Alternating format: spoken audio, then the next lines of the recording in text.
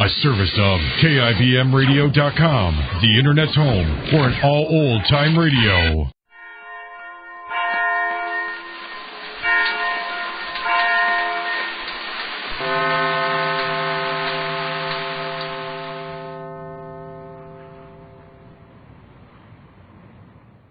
This, I believe. Dag Hammarskjöld is Secretary General of the United Nations. After teaching political economy at Stockholm University, he entered a career as a civil servant in the Ministry of Finance, becoming Under-Secretary of the Treasury and Chairman of the Board of the Bank of Sweden. He headed the Swedish delegation to the United Nations before his election as Secretary General in 1953. Here are the personal beliefs of the Secretary General, Dag Hammarskjöld.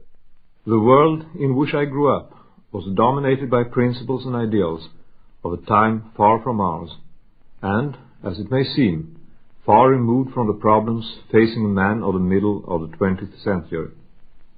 However, my way has not meant a departure from those ideals. On the contrary, a never-abandoned effort, frankly and squarely to build up personal belief in the light of experience and honest thinking, has led me to recognize and endorse unreservedly those very beliefs which once were handed down to me. From generations of soldiers and government officials on my father's side, I inherited the belief that no life was more satisfactory than one of selfless service to your country or humanity. This service required likewise the courage to stand up unflinchingly for your convictions. From scholars and clergymen on my mother's side, I inherited the belief that, in the very radical sense of the Gospels, all men were equals as children of God, and should be met and treated by us as our masters in God. Faith is a state of the mind and the soul. The language of religion is a set of formulas which register a basic spiritual experience. I was late in understanding what this meant.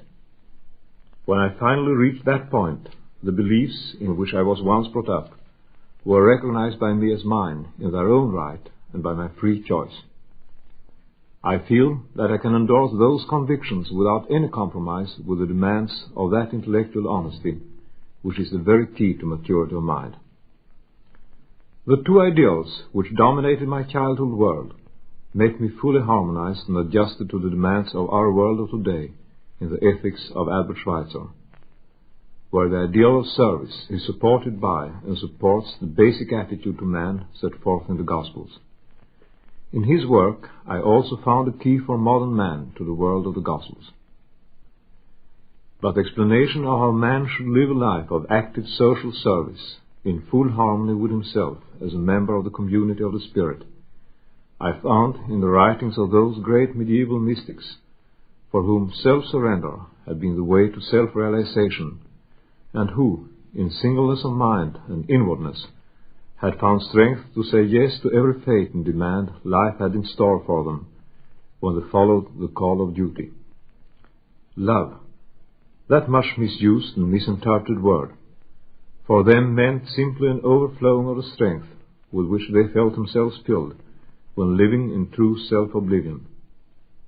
And this love found natural expressions in an unhesitant fulfillment of duty and in an unreserved acceptance of life, whatever it brought them personally, of toil, suffering, or happiness. I know that their discoveries about the laws of inner life and of action have not lost their significance.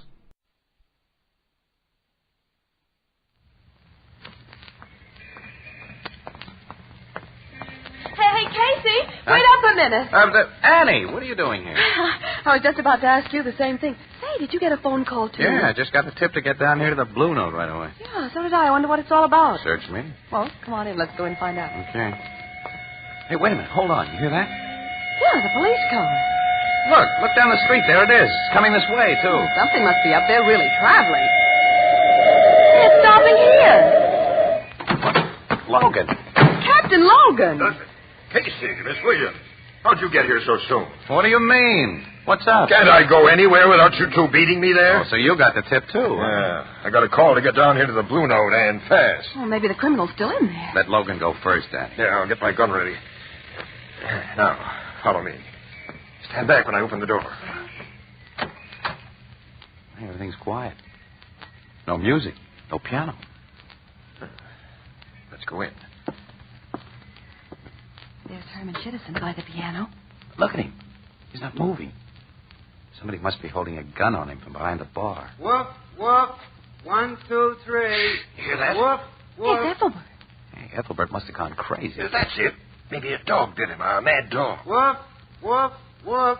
1, 2, 3. Woof, Look, there he is. Near the back of the bar. Hey, Ethelbert. woof, woof. 1, 2, 3.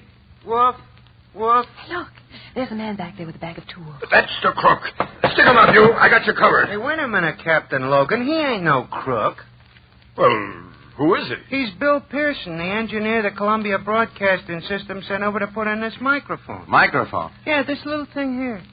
That engineer told me to keep saying woof 1, 2, 3 into it. That's what they used to test with. Oh, Ethelbert, so that's it. What is this, anyhow? What's going on around here? That's what I'd like to know. Why, didn't Tony Marvin tell you? Nobody tells me anything. Oh, here he comes now. Hello, Mr. Marvin. Hiya. Hi. Hello, Casey, Miss Williams, Captain Hi, Logan. Tony. Uh-huh. Say, am I late, Ethelbert? No, you're just on time, Mr. Marvin. On time. Well, what's he on time for? The broadcast. Broadcast? Oh. Yeah, now, look. Let's have some of that Blue Note music, Herman, sort of get in the mood. I still don't get it. Well, look, I'll tell you. You see, our sponsor, Anchor Hawking, is having a convention today, and they all want to meet you. So we're going to broadcast from the Blue Note here directly to Lancaster, Ohio. So that's what all this microphone business is about. Yep. And now here's the setup. I'm going to introduce each of you to the boys out in Lancaster, and I want you to say hello to them.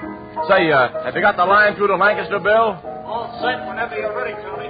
Wait just a second. Huh? I want to comb my hair. Hey, you don't have to do that to broadcast, you dope. No? That's when you're having your picture taken. Oh, yeah, that's right. Well, here we go. Hello, Lancaster, and all you good people of the Anchor Hawking Glass Corporation. This is Tony Marvin speaking from the Blue Note Cafe. We have most of the members of the Crime Photographer cast with us, and I'd like to introduce them to you.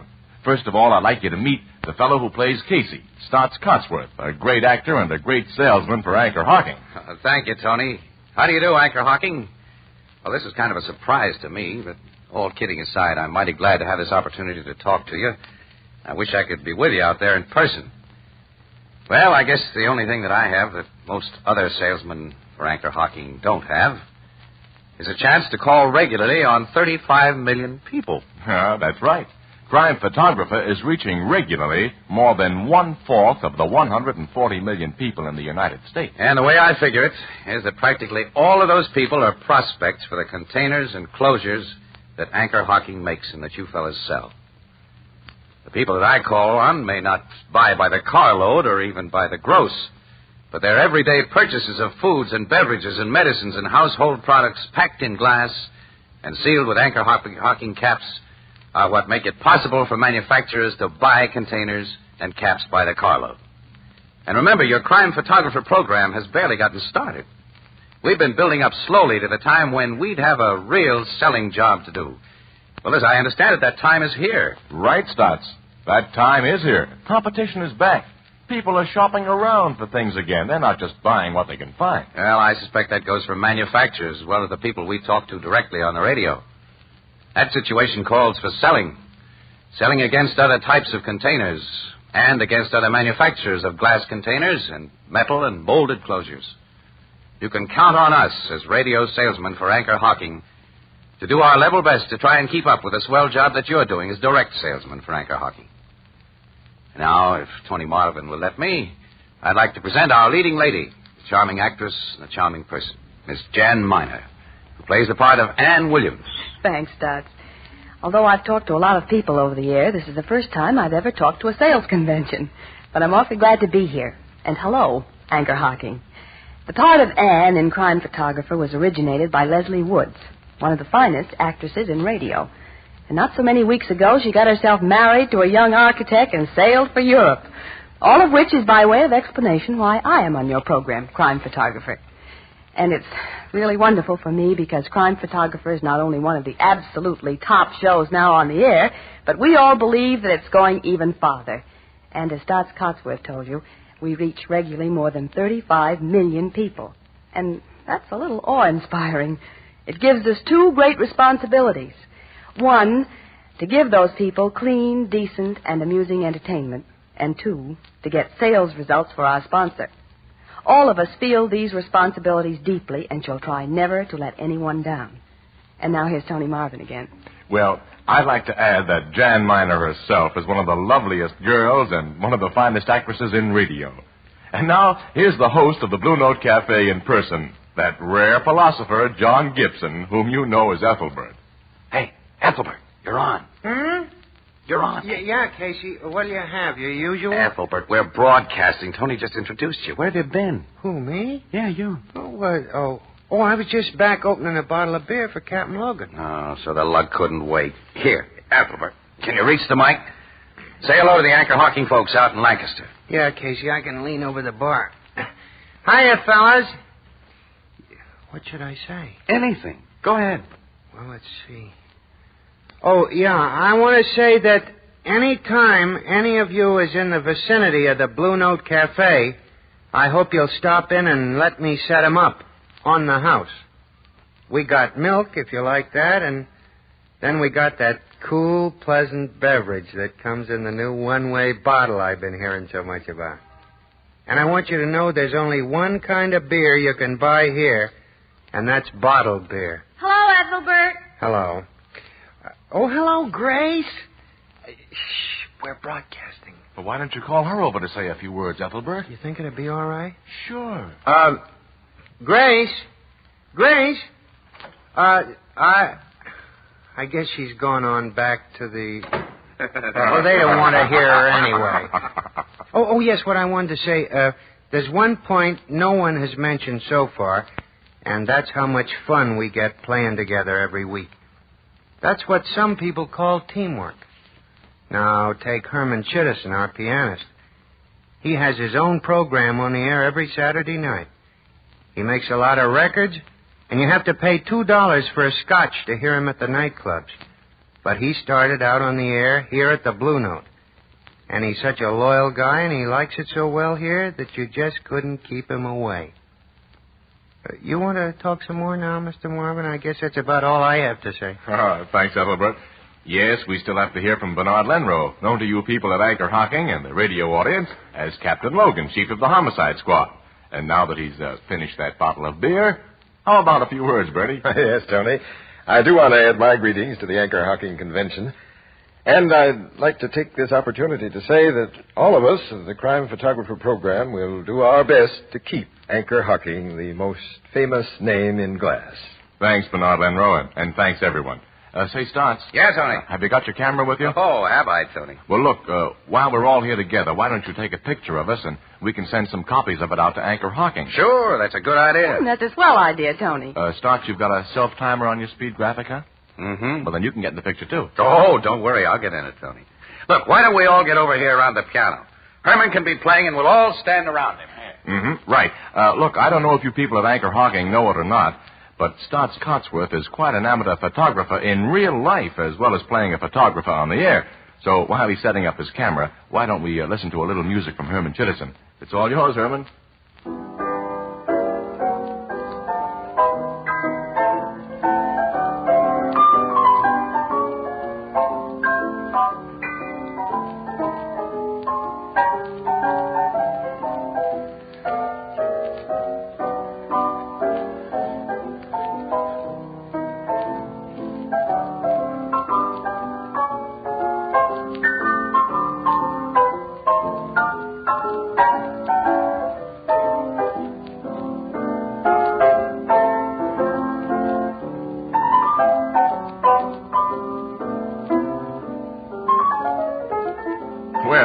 I guess Stotts has that picture by now. So this is Tony Marvin saying goodbye on behalf of John Dietz, the director, Alonzo Dean Cole, the writer, Archie Blyer, who conducts the Anchor Hocking Orchestra, and the entire cast of Crime Photographer, Anchor Hocking's own radio show.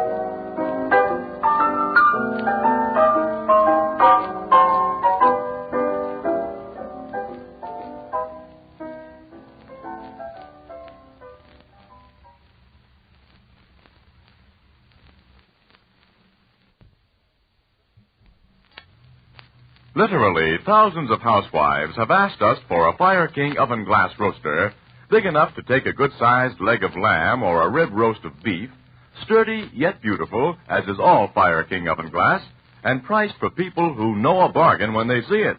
Well, here it is, the new Fire King oven glass covered roaster. You can watch the roast without lifting the cover, and this special kind of oven glass comes clean in a jiffy. You'll find the Fire King oven glass roaster tomorrow morning at your favorite chain, variety, hardware, or department store, and its price is incredibly low. Yes, this big Fire King roaster, complete with cover, costs only $1 in most parts of the country and only a few cents more west of the Rockies. It's well worth a special trip to the store. You'll recognize it immediately by its pale blue color, and I know you'll be glad to hear that, like all Fire King oven glass, this big new roaster is guaranteed for a full 2 years against oven breakage. Fire King oven glass is a product of Anchor Hocking, a great name in glass. I hope you had a dinner tonight as delicious as the one I had before I came to the studio. Here's what happened at my house. Really, Dorothy, I don't know when I've tasted such delicious roast beef. Oh, thank you, Mother. I hope I can take some credit for teaching you to cook. Oh, I do give you all the credit in the world. But some credit has to go to my new kind of roaster. A new kind of roaster? Yes. It's made from that wonderful Fire King oven glass, the heat-resistant oven glass Tony tells us about on the Crime Photographer program. Oh. Why, it absorbs oven heat so thoroughly and evenly that it's almost impossible to make a mistake. Well, I should think it would be an enormous advantage to use glass for roasting, because you don't have to lift up the cover to see whether the roast is browning. Yes, and not only that, this special kind of glass comes clean in a jiffy. Was it very expensive? Oh, I should say not, Mother. It cost only $1, complete with a Fire King oven glass cover. Yes, that was one of the most delicious meals I ever ate. And here are a few more things Dorothy and Mother were talking about. This new Fire King oven glass covered roaster is guaranteed for a full 2 years against oven breakage. It's as attractive as it is sturdy and dependable, yet, as Dorothy said, it costs only $1 at your favorite chain, variety, hardware, or department store, and only a few cents more west of the Rockies. Fire King oven glass roasters are now available only in limited quantities, so I would advise you to do your shopping early tomorrow. And remember, Fire King oven glass is a product of Anchor Hocking, a great name in glass.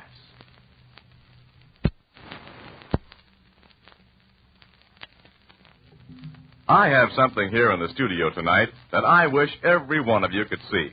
It's a complete set of the new Fire King tableware, and I can't begin to tell you how really beautiful it is. It has an attractive bullseye pattern and a delicate pale blue color. And like your old friend, Fire King oven glass, this new Fire King tableware is heat resistant. And the most important point, I haven't even touched on. You can buy service for 6 people for only $3.85, and only a few cents more west of the Rockies. 6 cups and saucers, 6 fruit dishes, 6 salad plates, 6 soup plates, 6 big 9 1/4-inch dinner plates, a large vegetable bowl, and a platter 12 by 9 inches. Of course, it's not necessary to buy a complete service. Individual pieces of Fire King tableware cost as little as 10 cents. Yes, I certainly wish you could be here to see this amazing bargain for yourselves. Well, the next best thing is to go down to your favorite chain, variety, hardware, or department store and see it there. Fire King tableware and Fire King oven glass are both products of Anchor Hocking, a great name in glass. Now, let's listen in on a conversation which occurred earlier this evening. Why, Mary, what a lovely dinner service. Is it something new? I just got it today, Peggy. So many of our old plates and cups have been broken. And up to now, it's been almost impossible to find really attractive dishes to take their place. Oh, well, this is certainly lovely. I like the pattern and that pale blue color. And as pretty as it is, it's also heat-resistant, which is certainly going to be a help. Is it expensive? Oh, absolutely not. Why, this entire service for 6 costs only $3.85. These young housewives, like thousands of others today, were talking about the sensational new Fire King tableware. A Fire King tableware service for 6 includes 6 cups and saucers, 6 fruit dishes, 6 salad plates, 6 soup plates, 6 big 9 1/4-inch dinner plates, a large vegetable bowl, and a platter 9 by 12 inches. And the cost is only $3.85, and only a few cents more west of the Rockies. Of course, it's not necessary to buy a complete service. Individual pieces of Fire King tableware cost as little as 10 cents. See them tomorrow at your favorite chain, variety, hardware, or department store. Fire King tableware is a product of Anchor Hocking, a great name in glass.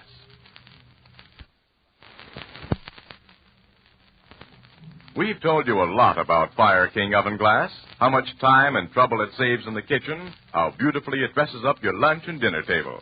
Well, tonight I'd like to talk about a very special Fire King bargain you'll find right now at your favorite chain, variety, hardware, and department stores.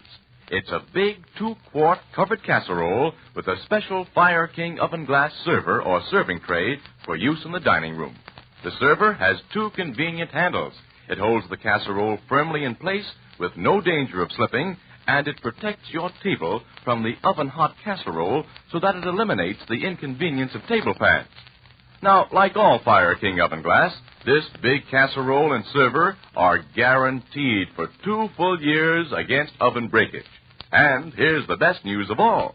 The cost of this special 3-piece set, including cover, 2-quart casserole, and server, is only $1, and only a few cents more west of the Rockies. You'll find this 2-quart Fire King casserole and server ideal for buffet suppers as well as for other meals. So why not plan next Sunday night supper around a big casserole dish baked in beautiful, inexpensive Fire King oven glass? Fire King oven glass is a product of Anchor Hocking, a great name in glass. And now, may I introduce a young lady who, like most of us today, is out shopping for a bargain. How much is this Fire King casserole? Do you mean the 2-quart size with the cover? Yes. Well, that's a special right now. It costs only $1 complete. What do you mean, complete? Well, the price includes not only the casserole and cover, but also the convenient server, which you can use as a serving tray. It keeps the hot casserole from harming your table. Oh, I see. It's made so the casserole won't slip. And you'll notice the 2 handles make it easy to carry baked dishes directly from the oven to the dining room. And it's genuine Fire King oven glass? Oh, yes, ma'am. And it's guaranteed for 2 years against oven breakage.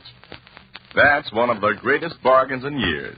And because it is such a bargain, I suggest you go to your favorite chain, variety, hardware, or department store at the earliest possible moment to avoid being disappointed.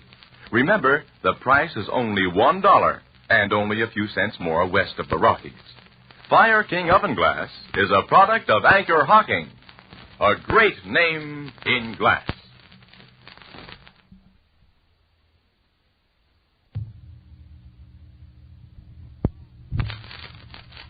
Now, let's look in on a suburban home where 2 young women are discussing last night's bridge party. Bill and I both had a marvelous time, Dorothy. And your beer and ale certainly made a hit with the men. Well, thank you, Jane. Where did you find those marvelous-looking light beer bottles? They're absolutely new, but you must have heard about them. They're the new one-way, no-deposit bottle everyone's talking about. You mean you don't have to make a deposit on them? No, and you don't have to return them to the store. But that isn't all. You notice how compact they are? Yes. Well, they take up practically no room at all in the refrigerator. And, my dear, they chill within a matter of minutes. Well, they're certainly attractive and easy to pour from. Yes, and of course they're glass, which is very important to me. Oh, I wouldn't dream of buying beer or ale in anything but glass. Neither would I, because I know that glass won't contaminate taste or flavor. Son of a bitch. To make it. Wouldn't you know? Oh, you gotta go hurry. You're calling me. Well, let's see. I'm glad you did that because I love things.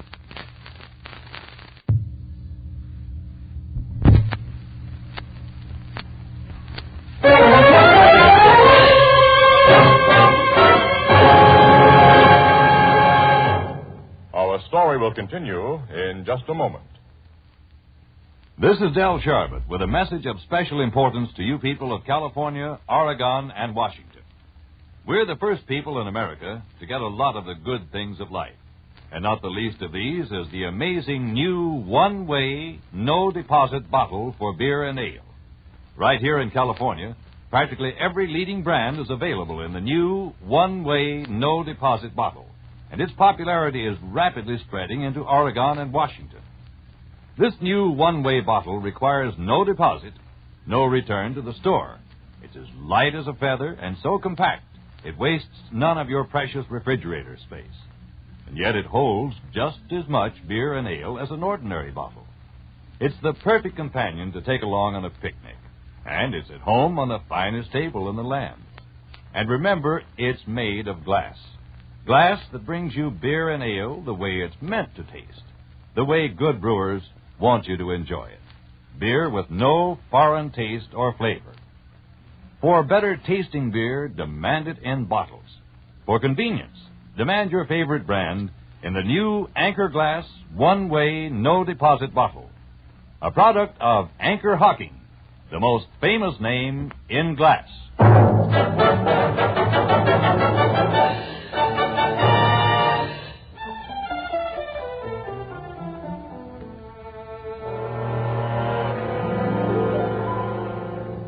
You and this house detective went to Solano's rooms right after you phoned me at headquarters?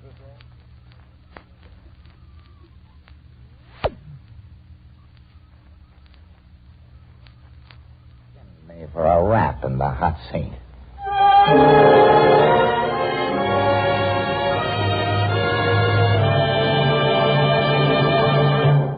We'll join the crowd at the Blue Note in just a moment.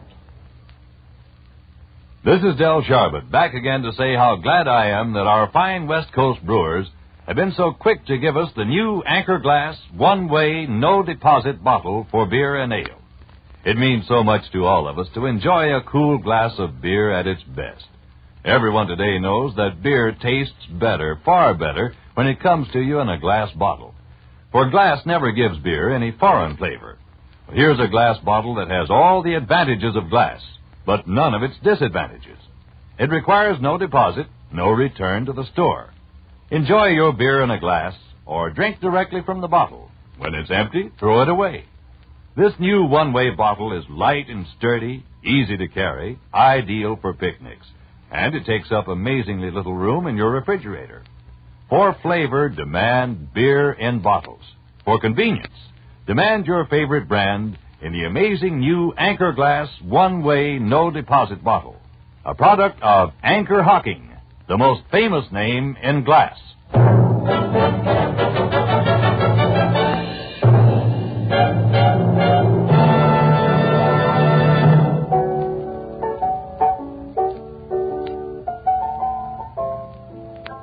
It was funny, Casey, how Solano was finally got for murder.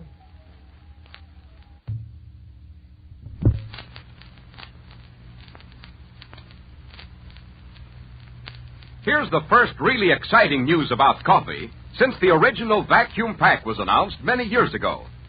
Beechnut coffee, yes, your old friend Beechnut, is now available in a new kind of container. A glass container, sealed with a brand new kind of cap, which protects flavor and freshness not only before you open it, but after you open it as well. This new cap is known as the press-on cap, spelled P-R-E-S-O-N, press-on.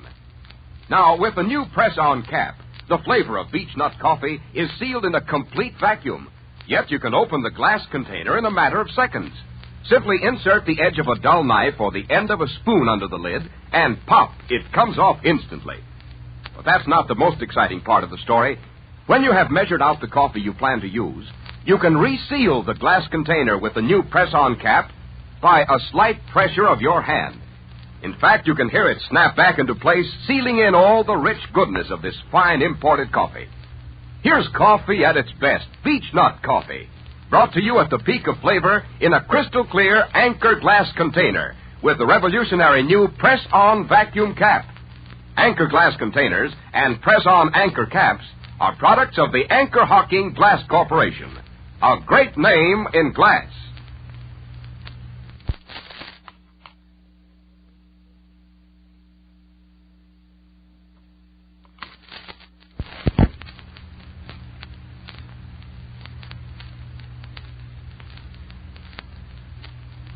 Here's the first really exciting news about coffee since the original vacuum pack was announced many years ago. Beechnut coffee, yes, your old friend Beechnut, is now available in a new kind of container. A glass container, sealed with a brand new kind of cap, which protects flavor and freshness not only before you open it, but after you open it as well. This new cap is known as the press-on cap, spelled P-R-E-S-O-N, press-on. Now, with the new press-on cap, the flavor of Beechnut coffee is sealed in a complete vacuum, yet you can open the glass container in a matter of seconds. Simply insert the edge of a dull knife or the end of a spoon under the lid, and pop, it comes off instantly. But that's not the most exciting part of the story.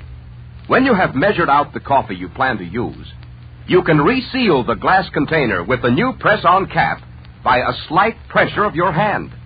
In fact, you can hear it snap back into place, sealing in all the rich goodness of this fine imported coffee. Here's coffee at its best, Beechnut coffee, brought to you at the peak of flavor in a crystal-clear anchored glass container with the revolutionary new press-on vacuum cap.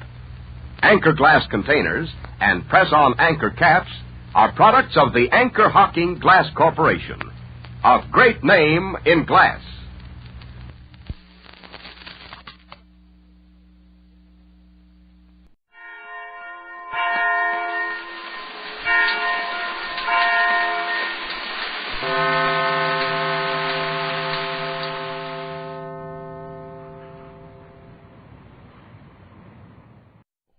This I believe. Dale Brown is a Cleveland, Ohio bank executive. After his graduation from Western Reserve University, he was admitted to the Ohio State Bar. He was an infantry captain and was decorated for his service in World War I. Upon his discharge, Dale Brown went to work for the Chamber of Commerce and later the Better Business Bureau. In 1931, he entered the banking profession and is now in charge of public relations at the National City Bank of Cleveland. This is what Dale Brown believes. I have been in business and in daily contact with people for more than 35 years.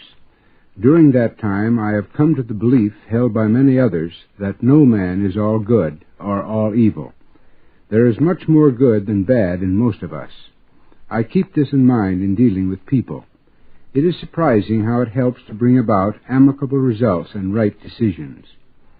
I have long held the opinion that I am continually in debt to the community in which I live and work, whether that community is as small as a crossroads or as large as our largest city. How can I pay that debt? By devoting as much of my time, my talent, and my money as I can to the service of that community. I have often heard men say, in answering the query as to why they devoted so much time to community enterprises, because my town has been good to me, and I want to be good to my town. That makes good sense to me. Someone once said that if you can't say something nice about a person, say nothing. There comes a glow of satisfaction when one refrains from saying ill of a person, no matter how great the temptation. This pays off, because with that reputation you can gain not only self-respect, but the growing respect of an ever-increasing circle of people. I try to practice this concept as far as human frailty will permit. I believe in the tolerance of the points of view of others. This does not mean blind acceptance for the purpose of currying favor, but a genuine tolerance born in the heart. Understanding follows if there is a studied attempt and a genuine effort to be sympathetic, regardless of the degree and intensity of differences. It's good for the soul to recognize this principle. Out of tolerance is born kindliness. I believe human relationships in both social and business life, founded on kindly tolerance, advance the cause of human relations. Can anger play any significant role in my relationship with others? I believe this is seldom true. I lose respect for people who resort to anger to prove that they are right. A loss of temper seldom helps in the solution of any problem. I say seldom because there are times when indignation is necessary. Some call it righteous indignation. My problem has always been to recognize when those times are at hand. I believe there is a place for expressed indignation, and the problem lies only in the ability to know when to use this dangerous tool. I believe in listening. Many people have to cultivate the art of listening during a conversation. Most of us like to talk, but the attentive listener can learn a great deal more by using his ears than by using his vocal cords. Failure to listen can lead to decisions based on only a portion of the facts, and often such decisions are wrong ones. I believe the day-to-day application of the Golden Rule is a sound way to practice human relations. That was Dale Brown, whose balanced creed has stood him in good stead in a useful and active career. Does not pay.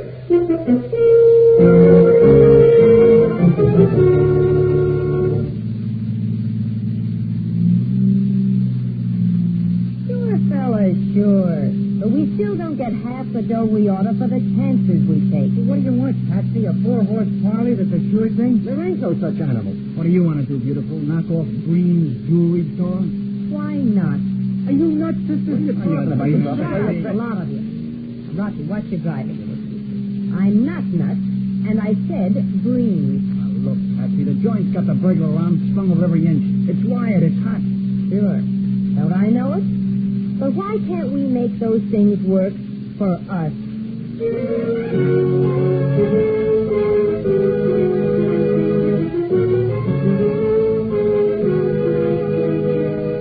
In the interest of good citizenship and law enforcement, we present Crime Does Not Pay, based on the famous Metro-Goldwyn-Mayer series of short subjects. In just a moment, you will hear Burglar Alarm, starring Betty Furness.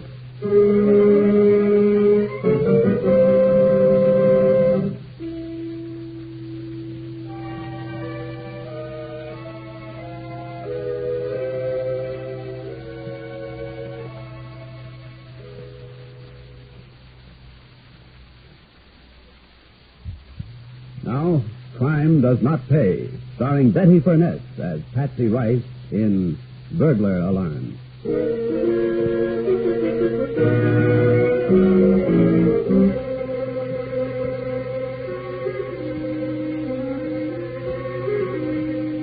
There are almost as many names for the kind of district in which Patsy Rice was born as there are cities with slums. And no matter the name, it always looks the same. Dilapidated tenements, littered streets, washed, fluttering futilely, dirty again before it's dry. And the kids, racing in the streets, screaming across the gutters, bursting at the seams of their clothing and the seams of the slums they live in. Patsy Rice was one of those kids. So were Rocky and Roller and Jappy, her immediate pals. They grew up together, learned the same bitter lessons together, beat their heads against the same stone walls together, and were inseparable until Jappy finally had to go away for a while. When Jappy came back, there was a welcome home party of sorts. Why doesn't he come home, eh? Why doesn't he come? Don't worry, he'll be here. I told him the drinks was free. You know Jappy when the drinks are free. Drink. 6 Cokes and 5 bottles of beer. Oh, what's eating you, Patsy? You like beer? Tomboy grew up, Roller. Like all dames, she wants egg in her beer. I want a decent drink once in my life. Can you buy it for me, Rocky? Easy does it, beautiful. Leave it to Rocky. You'll wear mink yet. When? When my bones are so old and cold, not even mink will keep them warm? You're a long way from that, Patsy. Thanks. You'll see, kid. I'll buy you plenty. On what? The kind of job sent Jappy up for 90 days and leaves us to give him a party on 6 Cokes and 5 beers? Quit beefing, will you? He's here. Jappy, you old jailbird. Jappy hates Jappy. So you're out. How was it, Jappy? Not good. Very ungood, in fact. Oh, come on, have a drink, Jappy. Yeah, what'll it be, Coke or beer? Sit down, Jappy. Take a load off your feet. Yeah, that I'll do. Oh, this feels okay. Now, let me look at your Patsy. Okay, Jappy. Why? I want to look, that's all. A fella can look. Patsy's my girl. He wants to look. Because where he's been for 3 months, he felt like he'd never see a girl again. And all the while, nobody talked about anything except a girl. That's right. That's right. Okay. Now give me a beer. Yeah, sure, okay. Hey, that Jeffy old kid. Must have been pretty rugged, huh? 90 days ain't so much. When somebody else gets him. Not so much like 90 months, maybe. But bad enough. Plenty. You don't just sit down. You gotta work and plenty. Laundry or the rock pile? How come you know so much? I made it my business to find out. Yeah? Why? Because I figure we're in business. And when you're in business, you got to figure the risks and know the losses as well as the profits. See? She's right, fellas. The guys who was inside, guys who've been there before, they figure all the time. They don't try no job unless they know the odds pretty close. When I told them what we tried, they said we was straight. Real straight. On account of what we got out of it? Yeah, that and on account of I got caught. I shouldn't have got caught. We should have figured the cop on the beat. Not just busted into the joint any old time. You hear that, Rocky? Roller? Jaffe didn't have to go up. Not if we figured right. And that's what we got to show for it. What'd that fence give us for the haul? Was it worth the trouble? Okay, kid, if you're so smart. You got any ideas? Could be, Rocky. It just could be. Ready to listen instead of yakking your head off for a change?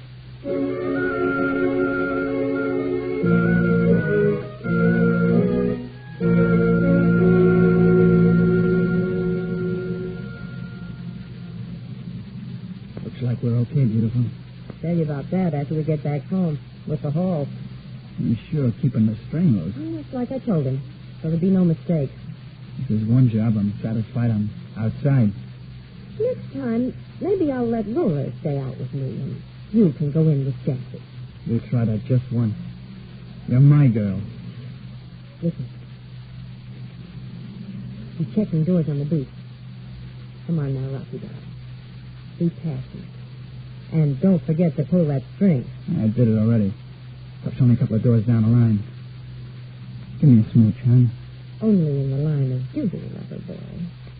Yeah. Sure you didn't dream up this idea just so we could have a little smooching in private. Private? Here? In the doorway of a fancy dress shop with Roller and Jaffe working inside and a cop getting closer every minute? It's 2 o'clock in the morning. Nobody else around. Quick. Now make it alone when he's right next door. And reach the string. Check. A pleasure, beautiful.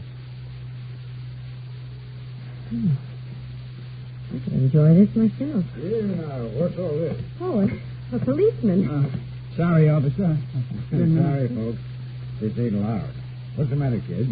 Big sister got the living room tonight? Well, that is yes. And Well, I'm not the one to be spoiling young love on a summer night, but this is no place for spooning.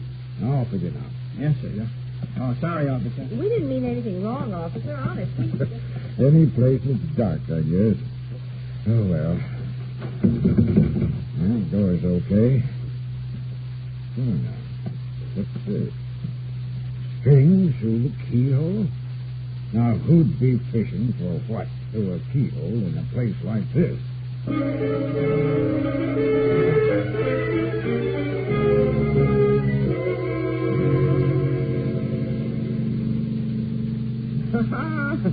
Neat, I tell you, neat. Only next time, Rocky, don't take the string so hard. You almost took my finger off. I'm telling you, we had the joint almost clean. The back door was standing wide open. Rocky pulls on a cord through the keyhole. Jackie pulls the copper's cover. We beat it to the car, then you come strolling around a corner like it was nothing at all. And off we go. That's how it is when you plan, fellas. That cop is still scratching his head over that string. 5 will get you 10 on that. We sure dumped the loot in the back quick like. Good home. Yeah. What you been doing? Sleeping at the wheel? No. I'm just thinking that maybe I got the best job in the whole setup. Never mind that, Rocky. You know, I wouldn't mind that department myself. Not with you, Patsy. I'll say it, Jackie. You didn't answer Rocky's question yet. Is it a good haul? Looks okay to me. A dozen dresses, 3 coats, 2 with fur on them. Is that all? Good enough. Oh, for a first try with the new system, sure. Ben ought to give us a couple of hundred. Good start. And that bag you lifted yesterday had $150 in it, Patsy. How much you get on that heist job, Jeffy? Only half a seat. Oh, he's done 400 in a week, Patsy. Ain't bad. Yeah, that's pretty good. We do that every week. Plus, get a couple of good bets and a bobtail. We'll be riding in the chips in no time. Sure, fellas. Sure. But we still don't get half the dough we oughta for the chances we take. What do you want, Patsy? A 4-horse Farley that's a sure thing? There ain't no such animal. What do you want to do, beautiful? Knock off Green's jewelry store? Why not? Are you nuts, sister? What are you talking about? You're talking about... Shut up, a lot of you. Rocky, what you driving to? I'm not nuts, and I said Green. Look, Patsy, the joint's got the burglar alarm strung up every inch. It's wired, it's hot. Sure. Don't I know it? But why can't we make those things work for us?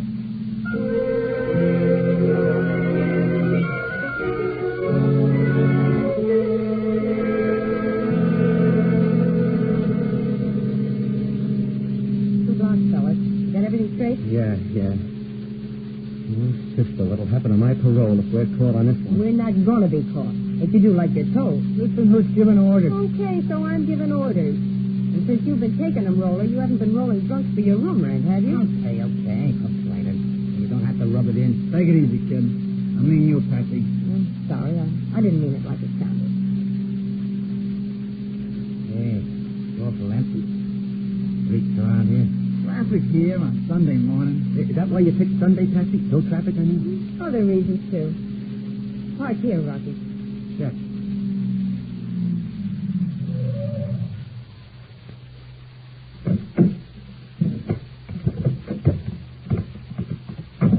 Rings ain't till the next block.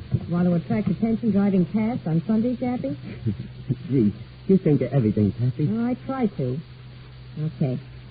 Now, everybody got the orders straight? You and me, we stole over to Green. Right. Jappy? I gotta walk to that cellar door across the street from Green's, open it, go down inside. So far, so good. Roller? I drift to the corner. After you and Rocky hit the cellar, I follow you. Pull down the door after me. Stick the wedge in like you showed me so as we can see without anybody seeing us. Right. Now, let's get started. And don't muff anything, boys. The bundle heavy, Rocky, dear? No. Should have let me wrap it in newspaper. No, that gag's for when you want to bust a window quietly. Today, we want to make as much noise as we can. Okay, honest, you say so. I say so. And are we going to make a racket? You know, sweetie, I started to snap a few things when we was kids. You were mad at the world. Now I think you'd like to do jobs like that. And if I do? What did anybody ever do for me? Did we have a chance at the decent job? Could I ever even learn shorthand? Nothing. Look at those sparklers on that window. Yeah. They're real. This is the big job, Rocky. Anybody looking at us would think we was a couple of kids window shopping for a ring, maybe. Window shopping is right. And you with a rock under your coat. Okay. The coast is clear. Jackie's got that cellar open. Heave it. Now. Now is right. Cross the street, Rocky. Come on. Watch the cellar. Don't get on the stairs. Good. You made it.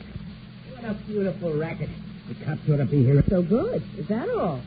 Since when did you guys ever have grandstand seats to watch the cops open up a store full of diamonds so you could take your pick with nobody to bother you?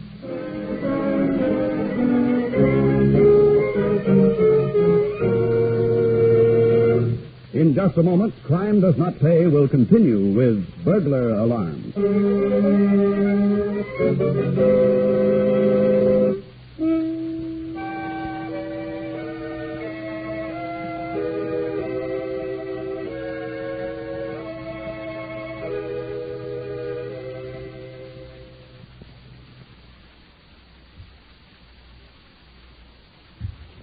Now we continue with Crime Does Not Pay, starring Betty Furness as Patsy Rice in Burglar Alarm.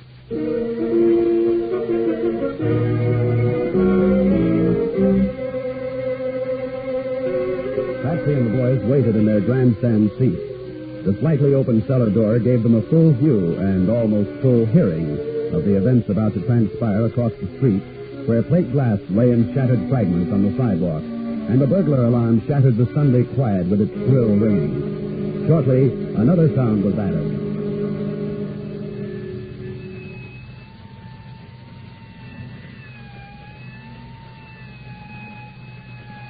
Here they come, fellas. Yeah. Snow White and the two dopes. Is that the best they could teach you in the workhouse, Jappy? I knew that when I was wearing bloomers. Okay. I was only kidding. Hey, look at the cops. Guns and everything. Maybe they think whoever heaved the rock is sitting inside waiting for us. With the window in pieces, they tried a door. Cops always try doors. You know that, Rocky. Yeah. Don't they, though? Nice fellas. They like young romance. Hey, what are they doing? Counting the sparklers? Yeah, something like that. If anything's missing from the window, they can usually tell. We didn't take nothing. That's part of the idea. Now look, shut up, all of you. I want to hear what they do next. Hey, they're coming over here to their car. Shut up, I said. Okay. Dispatcher from car 54. Dispatcher, car 54. This is Morgan, car 54. We responded to the burglar alarm. Green. 8th and Madison Street. Yeah, a window's smashed. Looks like that's all. The showcase wasn't touched. When the rock landed, a few of the things were pushed around. Nothing seems to be missing. They must have been scared off by the bell. Get off. Get him. Rocky. All right. Yeah, we'll stand by until you can get a crew over to board up the window. Car 54 over and out. Okay, we gotta stick around, Joe, till we get a crew over here. That's it, fellas. Just like I figured. Now all we gotta do is sit tight and wait.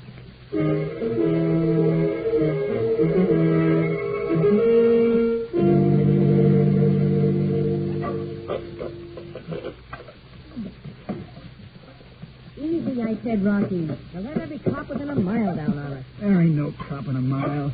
Who's awake? Come around here after midnight on Sunday. Boy, if this street was dead this morning, what is it tonight? Perfect for us. Uh-oh. Company's coming. Duck, fellas. That board's off, beautiful. The place is wide open. He's blinking his light. It's Jappy with the truck. Push me into the window, Rocky. Check, beautiful. Hey, can't we just clean it out from here? We got a truck roller. We're not stopping at the window. Make it fast, huh? We're going to try to clean out the whole joint? Nah, only the valuable stuff. Nothing under 5 carats. Everything's set, fellas. Where's Patrick? Inside, opening the door. He knows where the alarm switch is for that. No bells tonight, boys. Come on, boys. Coast is clear. Not even a watchman. You bring the boxes, Jappy? Boxes? What for? To pack the stuff in. Oh, never mind. Oh, there's a load of stuff here. Looks like a packing room or something. Start grabbing, boys. Rocky says nothing under 5 carats. Rocky says. Never mind Rocky's joke. Clean the place. Everything. Understand? Ah, you and your jokes. Rocky, we're going to be rich. No more window shopping. We can split the loot with 5 or 6 cents. We'll get plenty. We'll get plenty if we get ourselves caught. Not me. They won't get me. They got Jappy that time. No plans. Phew. Warm in here. Look, Jappy's working his shirt. Oh, that's smart. Anybody passing outside. Jappy, put your jacket on. Too hot. Put it on. Your shirt's too flashy. Somebody might see it. Oh. No, I ripped it. Okay. That's better, Patsy. I took the thing off. Ripped anyway. Better. But don't forget to take it with you when we scram. I got the pieces in my pocket already. Good. Now keep going, boys. There's more rocks and junk in this joint than even Mrs. Van Astorbilt would want to wear to the opening of the opera.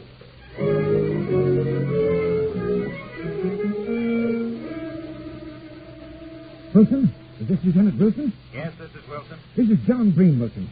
You better get down to my store. Look, Mr. Breen, I told you yesterday after your window was smashed. Wilson, would you please Rocks listen? don't take fingerprints, and the glass was insured. This is Monday morning, Lieutenant. So what? So plenty. I had visitors last night. What? You better get down here, Lieutenant. Whoever it was must have brought a truck with them. They cleaned out my entire stock.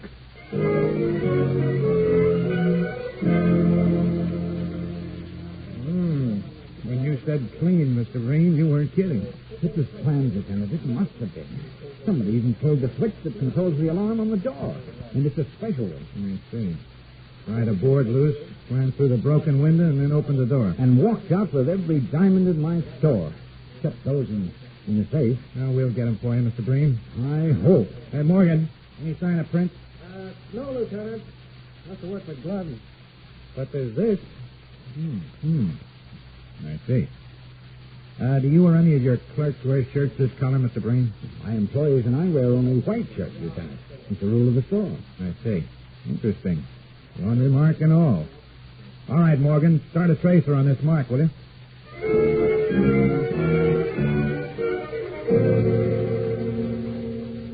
This is your mark, isn't it, Brightman? Yes, sir, Lieutenant. One of my series. Whose is it?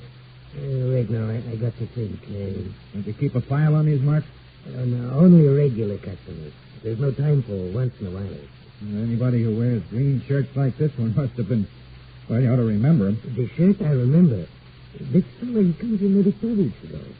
I remember because all the shirts in the bundle, pink, yellow, blue, green. Always at least one is white, but not this customer. Pink, yellow, blue, green. What was he wearing? A suit. What else? What color shirt? I think... Yeah, lavender, I think. Mm-hmm. And the suit? Like the boys say, sharp, brown, a little yellow stripe. Kind of stood out in the crowd, that baby. Yeah. Also on account of his face. Why, scar or something? No, sir, Lieutenant, but... Well, I noticed... Anybody would notice. The eyes, very narrow. The hair, very black. Almost like Japanese. Except he's not Japanese. You leave his name and address? No, sir, Lieutenant. He takes the tickets, comes back to the shape. No name, not that time. You know him again if you see him? Yes, sir, Lieutenant. Good. Get your hat. We're going downtown and look at some pictures.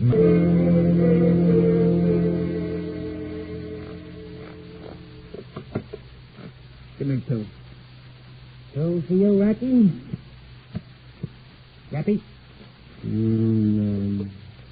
Outstand Pat. Pat, huh? What do you got, 4 of a kind or flush? You'll see. Yep. Think I'll take 3 myself. Patsy, sit down, will you? I don't feel like it. Oh, come on. Get in the game, Patsy. That's all you can think about. Cards and liquor. Well, I ain't a genius around here, maybe. But I sure ain't nervous like a cat, neither. That's because you haven't got the brains you were born with. Is that so? Says you. Now, take it easy. I'm going to get upset about. Look, when the fences clam up, there must be something to worry about. Fences are always jittery. Or the heat's on. Now, look, we got to expect it. Green must have had insurance, so they put the insurance sticks on the trail. What trail? We all wore gloves. Jackie's the only one of us whose prints they got. I didn't leave no print. I ain't anxious to go back to no tan. The light was too hard. Hey, what about your shirt, Cappy? The one you tore. I burned it. I burned it like she made me. Oh, I sure hated that. It was such a terrific dream. Are we playing cards or are we playing cards? All right. Put your hands in sight, all of you. Cover him, Morgan. You got no right breaking in here. Where's your warrant? Save the lip, lady. You got a warrant for your friend Jappy. Had it for days. I ain't done nothing. Honest. Shut up, you. Well, we've got Jap cold on a laundry mark. Just a piece of green shirt he forgot to pick up at Bream's. But we figured he didn't have the brains to plan this one, so we let him lead us to you. You can't prove anything on us. All you got is a laundry mark on Jappy, and he's been away before. You hear that, Jappy? He wants you to take the rap for your pal. Yeah? If there's a rap, we'll get it together. Jappy, don't be a jerk. What in your lip, Jappy? You heard the fellas, Jappy. Yeah, you heard your pals, Jappy. You're the only one with a record. Second time around for you. Will I get a break, Lieutenant, if I talk? Shut up, you two. Stop talking, Jappy boy. She planned it. She laid out the whole deal. She and Rocky. And a job on that dress shop over on State Street with the string and a keyhole. Why, you dirty, rotten, sniveling stools, you're going to get my hands on you. Okay, boys, we've got enough. And we'll have more after Jappy boy goes on with his song in private. Get moving. You too, girlie. I won't. You'll have to drag me. Get moving, I said, or I'll give it to you again. And you've no idea how I hate to sock a lady.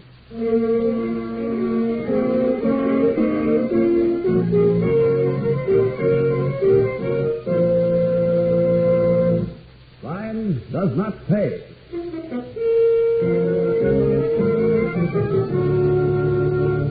Betty Furness, who was starred as Patsy Rice in Burglar Alarm, will be back with you in just a moment.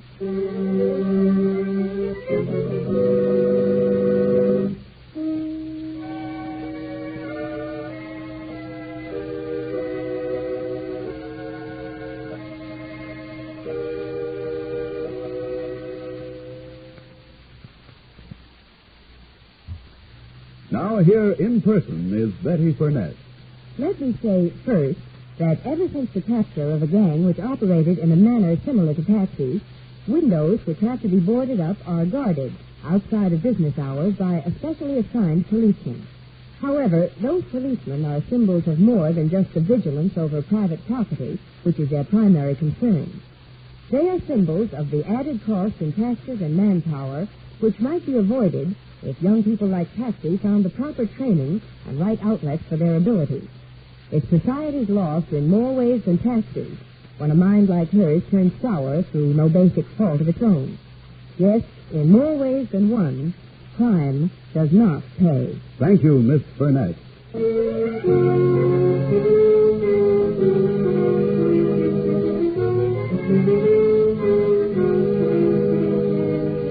Crime Does Not Pay is written by Ira Marion and directed by Mark D. Lowe, with music composed and conducted by John Garth. Technical advisor is Burton B. Turtis. The events, characters, and names used in the story you've just heard are fictitious. Any similarity is purely coincidental.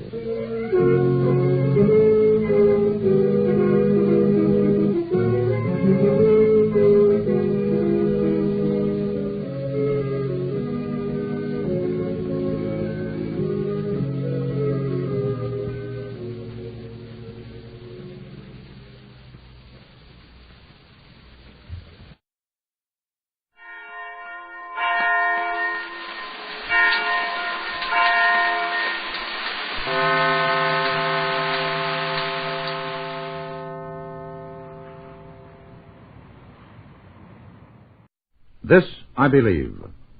Drama seldom means anything unless it is based upon real life.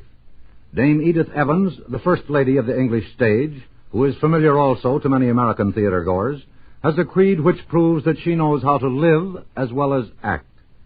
I believe that good is stronger than evil. I have found that if applied with complete faith, it can obliterate evil. Knowledge like this gives one great strength in time of oppression or tyranny. I believe that hatred is destructive. It is not always easy or possible to love people, nations, or ideas, but at least, I say to myself, do not hate them. Try to turn thoughts toward God.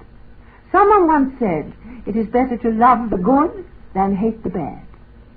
I have all of my share of the artist's temperament, and one of our faults is that we think people are being unfair to us, or that we are suffering from other people's jealousy, the persecution complex, in fact.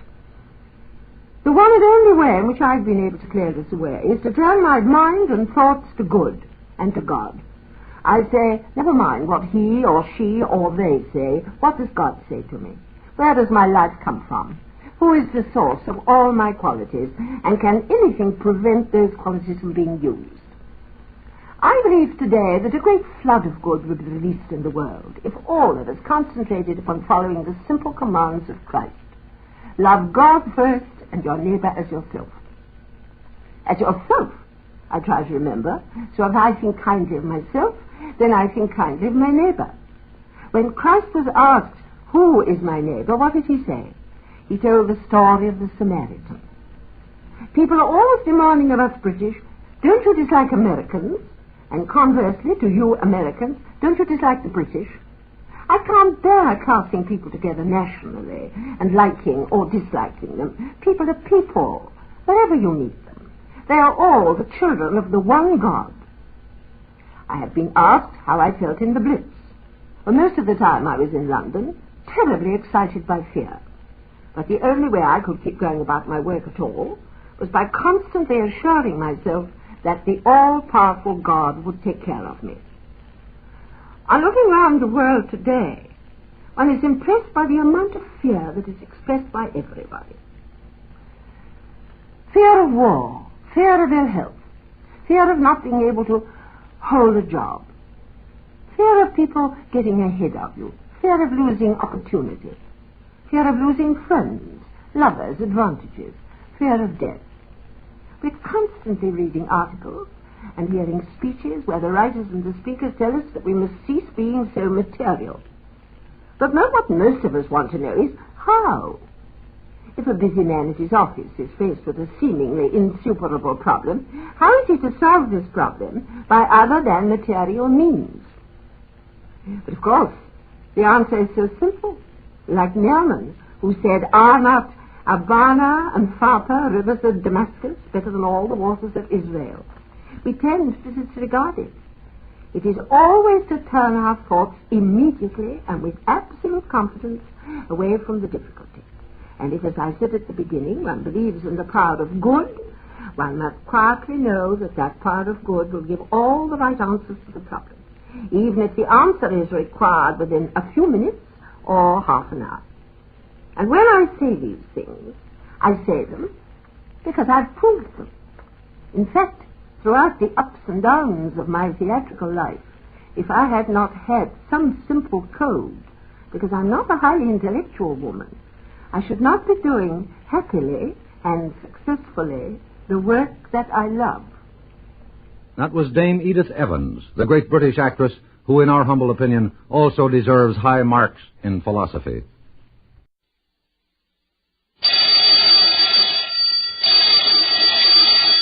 Calling all detectives.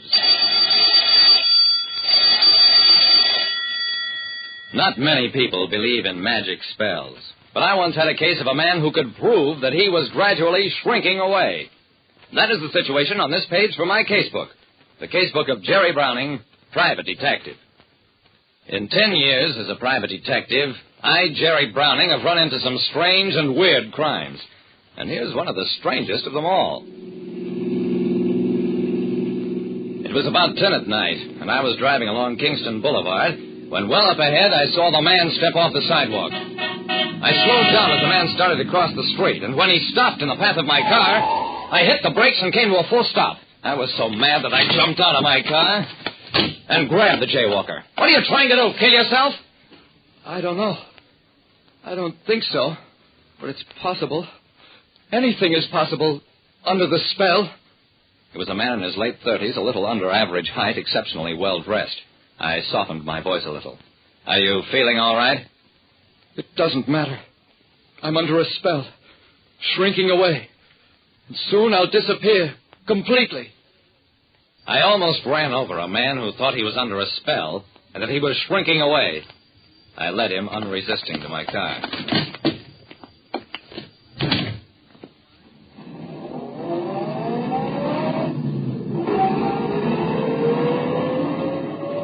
In answer to my questions, the well-dressed jaywalker told me that his name was Russell Rittenauer, that he was an advertising consultant. Then, "Where are you taking me, Mr. Browning?" "I should take you in for observation, except that what you say sounds so wild I just can't believe you imagined it. Tell you what, let's go to my office and talk this over."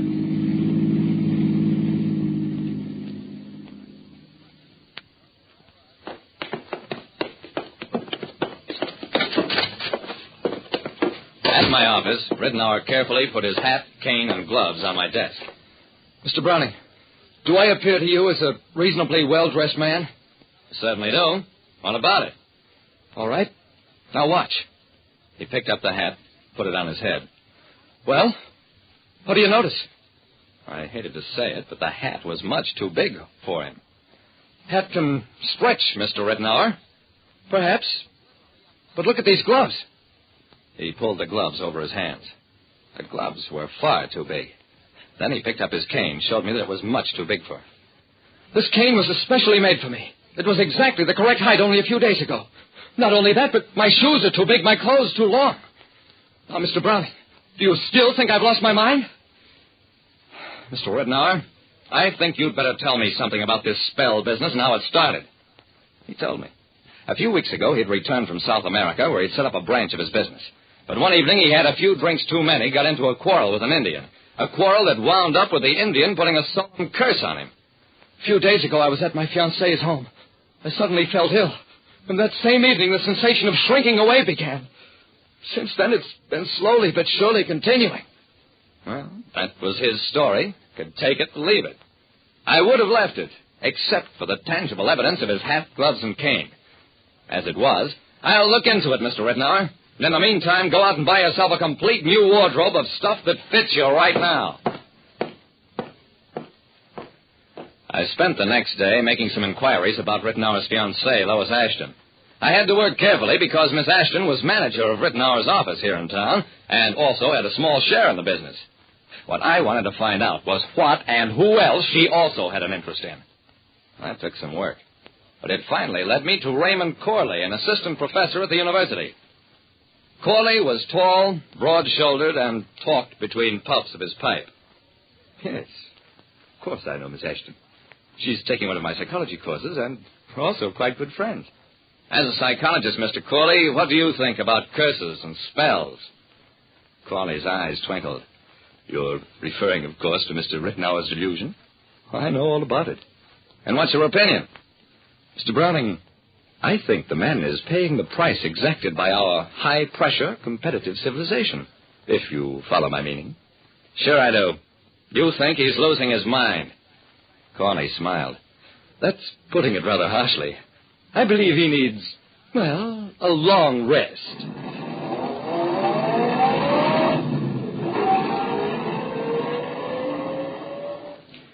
Well, business worries can put any man in a state where he needs a long rest. I can use one myself. But I never heard of worries that caused a man's clothes to get bigger and his walking stick longer. That evening, I had another talk with Rittenauer, found him attired in a new outfit that he'd just bought. The next morning, I visited Rittenauer's tailor, Andre, in the Merrimack building. Inspect my workroom. Certainly not. I permit nobody in my workroom, utterly nobody. I grinned at the little man. Andre, maybe you don't think so, but there are laws, very tough laws, covering people who try to drive other people out of their minds. Now, do I look through your workroom, or do I put you under arrest right now? There was a pause. Then, Most assuredly, you look through my workroom. I found what I was looking for, of course. An exact duplicate of the suit Rittenauer had bought the day before, only this one was a little bigger, had longer sleeves, longer trouser length. And in a box on a shelf, I found a hat, a shirt, gloves, all exact duplicates of the clothes Rittenauer had purchased the day before, and all just a shade bigger. Believe me, it is a joke. A very good, Mr. Rittenauer. Sure it is. When we get into court, you just keep repeating that you thought it was a joke. And if you're lucky, you won't go to jail.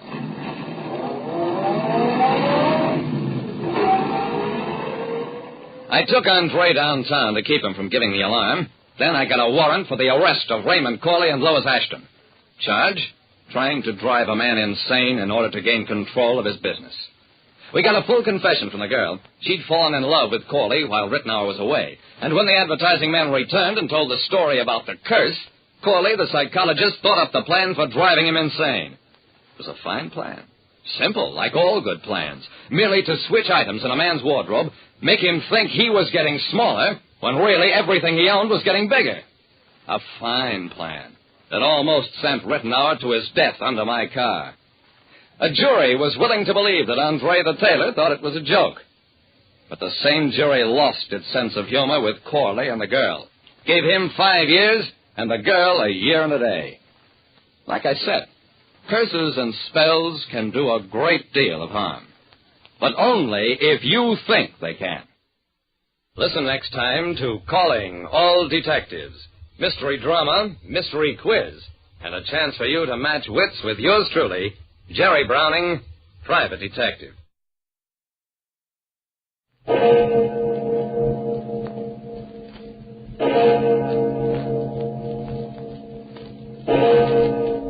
Murder at midnight. He turned and started to walk across the room, and as he turned, Martell moved. His face stayed dead, expressionless, but he moved. He picked up a heavy wrench, followed him, and then as Roy reached for the switch, he hit him. No! I heard his skull go like a rotten pumpkin shell, and he went down. Then Martell picked up a hacksaw and... No, I don't want to remember the rest. It was too awful, too horrible.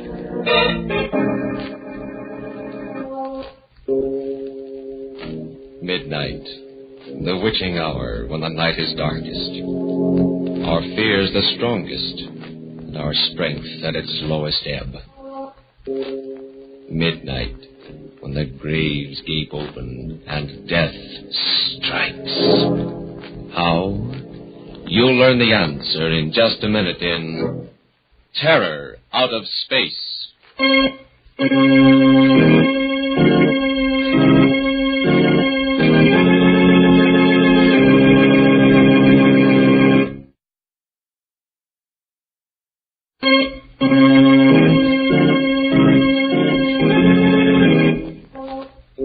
And now, Murder at Midnight.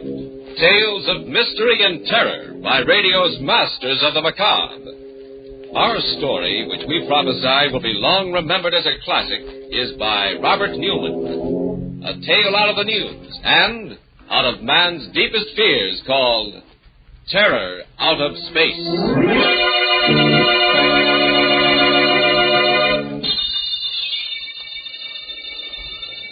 Larkin! Don! Can you hear me? Can you hear me? You've got to hear me. I haven't got much time. They'll be coming back in a few minutes, and Don! Try and get this. Try and remember. I sat up in bed, straining my ears, listening. The surf was rolling and pounding on the beach at the foot of the cliff. One of the dynamos was purring away next door in the experimentation shack. And that was all. Had I really heard anything, or had I just imagined it, dreamed it? I didn't know. All I knew was that I was in a cold sweat, shivering even though it was a hot summer's night. But that wasn't surprising after what had happened. Just what had happened. Maybe I could get it all straight, fill in the gaps that had been bothering me if I went back over it again from the beginning. I hadn't wanted to before this. I'd fought against even thinking about it. But now it was as if something was making me think about it. That's right, John. Start way back, in the beginning. Then maybe you will remember. You've got to. When was the beginning? When they assigned me here, I guess, miles from anywhere on the Jersey coast. I knew it was some kind of hush-hush project, and I'd been in the Army long enough not to ask questions. I had some ideas, though, and when I walked into administration and found Professor Martell there, I was pretty sure they were right. Lieutenant Larkin reporting for duty, sir. Hello, John. How are you? Fine, Professor. I mean Major. Well, let's forget the Major. I've been trying to. I think the Army's a little sorry about the whole thing also. Oh, that's not the way I heard it. Some of the things you've worked out in the last few years was something. Quite a break my getting assigned here. You think it was an accident? You mean you requested me? Of course. What did I take you away from, by the way? Oh, nothing very much. Straight communications, a little radar. No chance to continue any of the research you started when you were at the university, huh? No. Afraid I've gotten rusty? Not really.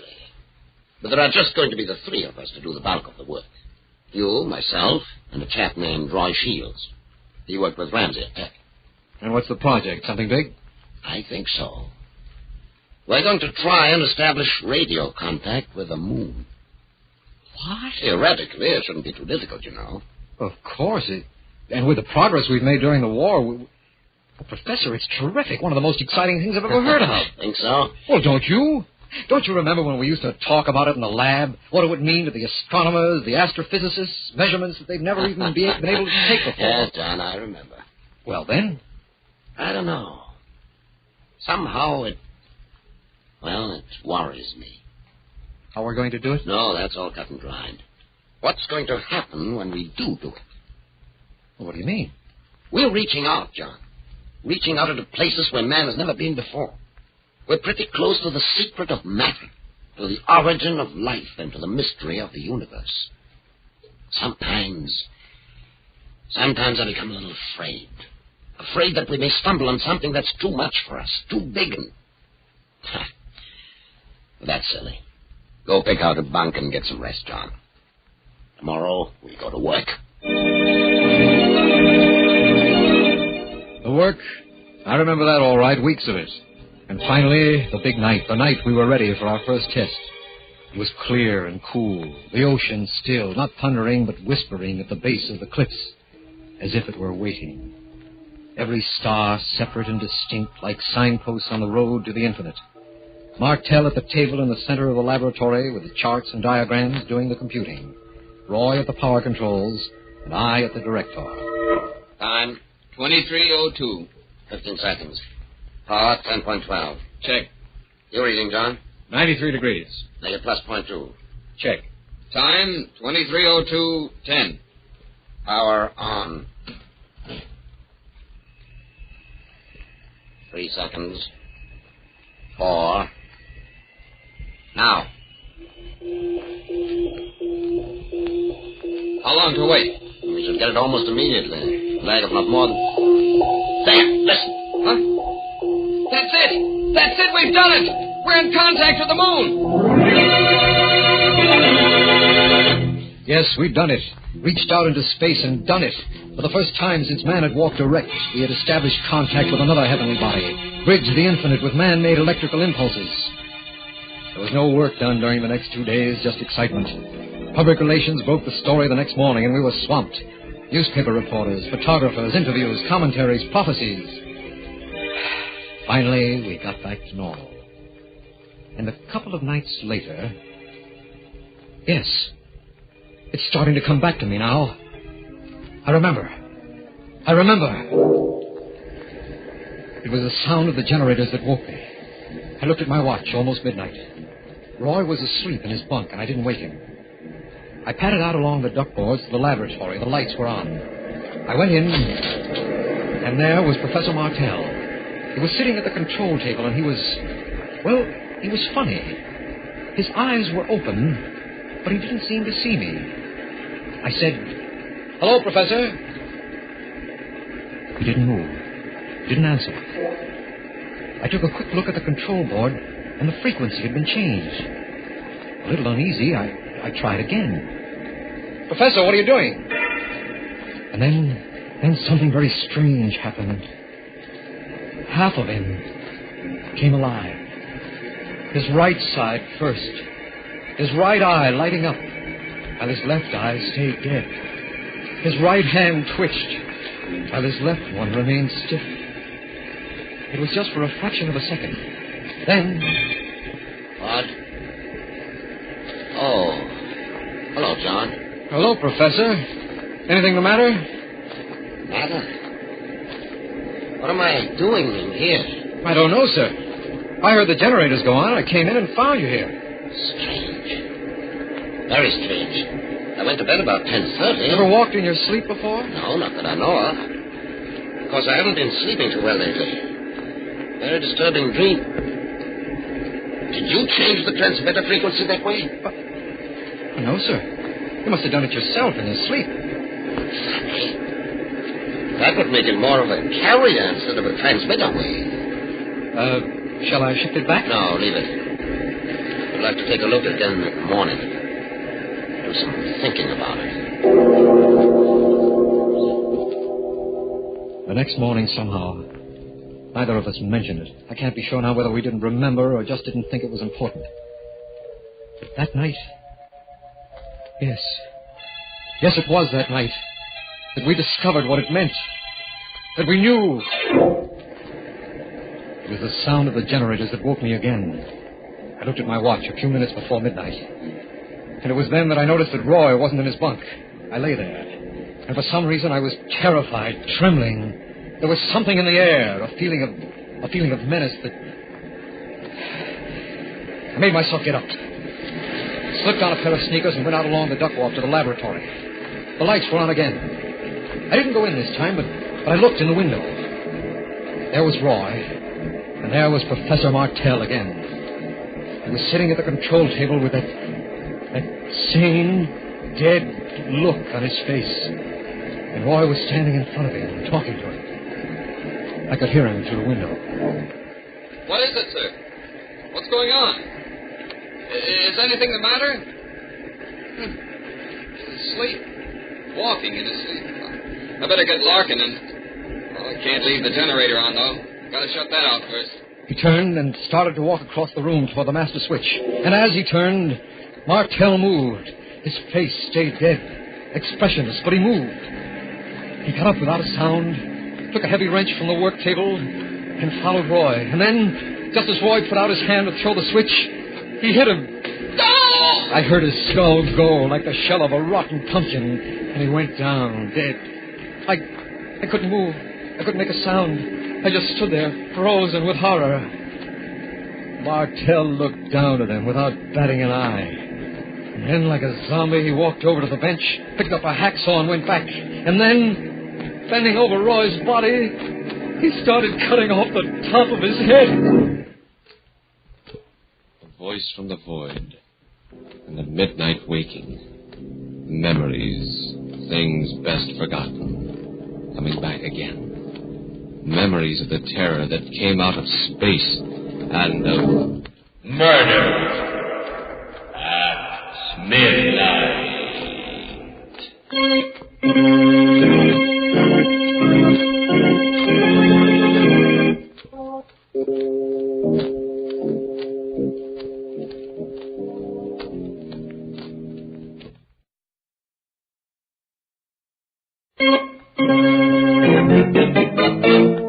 And now, back to Murder at Midnight and Terror Out of Space. That's all I remember then. When Professor Martell bent over Roy's body with a hacksaw in his hand, I must have fainted. When I opened my eyes, I was lying on the sand outside the shack, and there was Martell bending over me. No, Professor, no, don't! Don't! John. What's the matter? Leave me alone. Don't come near me. Don't touch me. I saw what you did in there. Where? Where? Just now in the shack to Roy. Aren't you well either, John? What do you mean? I just came up here from the cottage. I had a bad dream. I've been having quite a few of them lately, and I woke up with a very annoying headache. I came out to take a walk, get some air. I found you lying there. But I'm telling you, I saw you. I saw you in there with Roy and... And what? Well, I don't even want to think about it. But you killed him. Killed him? Huh. Let's go back to the bunkhouse, John. Take a look. The bunkhouse? Yes, when you see that Roy is where we should be, in bed, maybe it'll convince you that you either dreamed or imagined the whole thing. He led the way to the bunkhouse, and I followed. Still shaken, but starting to feel a little foolish. This was the Professor Martell I had studied under, known for years, the man who wouldn't hurt a fly. We went into the bunkhouse, and Roy's bed was empty. He wasn't there.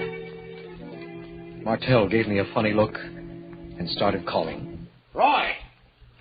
Roy, where are you? Roy! Without a word, we hurried back to the laboratory, and there was no sign of him there either. Nothing. Wait, he must have gone out for a walk too, Professor, or maybe jeeped into town.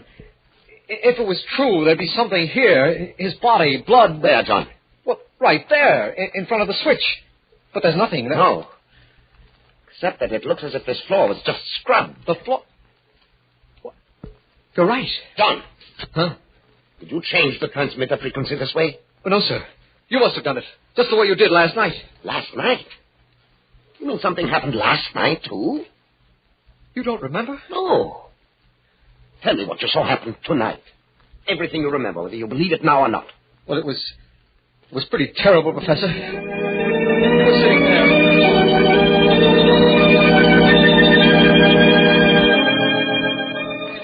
And then, as quietly as if he were a laboratory specimen, you took a hacksaw and started to cut off the top of his head. Mercy. Heavens. Talking to you now, I know the whole thing's mad, impossible, but... Yes, mad, impossible, but... You mean it could have happened some way without your knowing it? Sit down, John. Relax. Tell me what you know about the moon. Huh? The moon is a satellite, stellar body, probably formed by our sun in an encounter with some other stellar body. Yes, probably formed at the same time as the Earth. But it may very well have supported life long before there was life here. Life? But we know what its atmosphere is. Yes, we know what it is now. But how do we know what it was several million years ago? Just suppose, that there was life there millions of years ago. Life that reached a level of development we cannot even imagine. Suppose it died out as a form of life that we could recognize, but remained in a form that is eternal. What? What do you mean? In the form of electrical energy. We know that thought is an electrical process. An electroencephalograph will give a definite reading when a man is thinking. Yes. Suppose intelligences continue to exist on the moon in the form of complex electric charges. And suppose a channel is suddenly opened between the moon and some other planet. The beams we sent out are our radar beams. You mean they could come down the beam, take hold of someone, you, and make you... I'm supposing, John, hypothesizing. But the fact is that the transmitter was set at carrier frequency, and none of us did it consciously. Of course, even if it's true, we have no way of knowing whether these entities are dangerous, malevolent, or not. No way of knowing, but they killed. They made you kill Roy. Because he was going to shut off the transmitter, cut off contact with the place they came from. As for the rest, well, they would be intensely curious about the human body, particularly the brain. They would want to examine it. Analyze. Good Lord, Professor, do you realize what you're saying? The taking over of a person's body? Yes, John, I do realize what I'm saying. Well, I don't believe it myself. Have you a gun? Well, yes. Yes, I never carry it. Well, start carrying it. And if you notice me doing anything strange, incomprehensible, don't hesitate. Shoot. I didn't sleep that night. I remember that now. And I was convinced that I would never sleep again. Because it was there then, the moon. It was there all the time, of course, day and night. But it was during the night, when I was asleep, that it would be easiest for them. That they might try and... No, I can't think about it. I won't even now.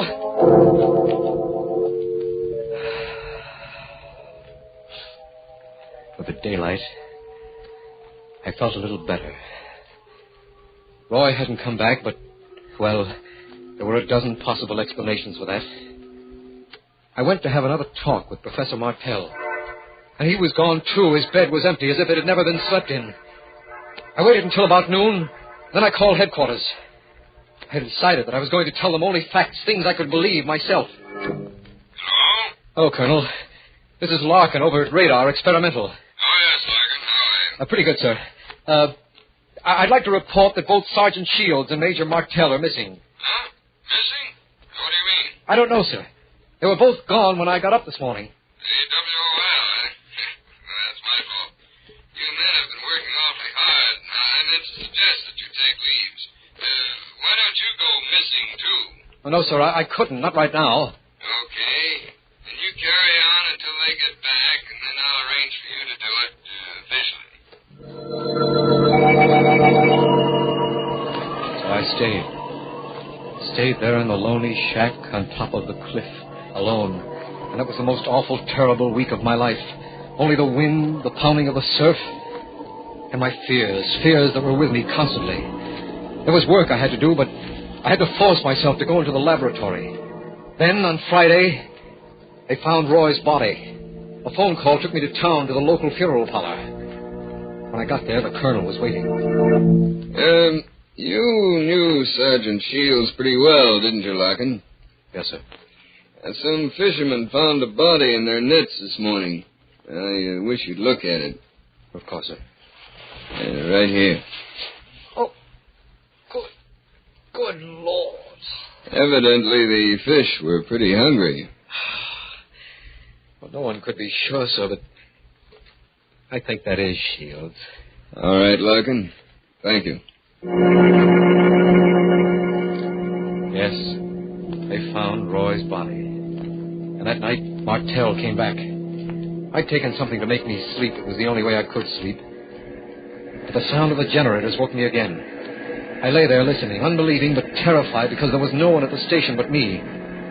Then, picking up my gun, I went down the duck walk to the laboratory. I opened the door, and there he was, Professor Martell. His face was thin, haggard. His eyes were dead, lackluster, the way they'd been those other 2 nights. And when he spoke, his voice was hardly human, as if someone was using him, speaking through him. Too bad that you woke up, Larkin. You should not have come in here. What do you mean, Professor? Where have you been? We have been looking over your planet, studying it. Very interesting. And now we are ready to go. Go? Go where? What are you talking about? What You said we. Professor Martell, have they... Just a few preparations to make. And then... The voice, that horrible voice stopped, and Martell swayed as if he were going to fall. I grabbed him, and he opened his eyes. He was himself again. And when he spoke, it was with his own voice. John, for heaven's sake, help me. Help me. How, Professor, how? Look, what I told you, don't you remember? Don't you understand? They've got me. They took me that night, took me all over the country, looking, examining, studying. They picked my brain. They sucked me dry. And now they're going to take me back with them. Back with them? Back to where they came from. Not my body, they're not interested in that, but the essential me, the heaven's name, shoot, John, shoot and...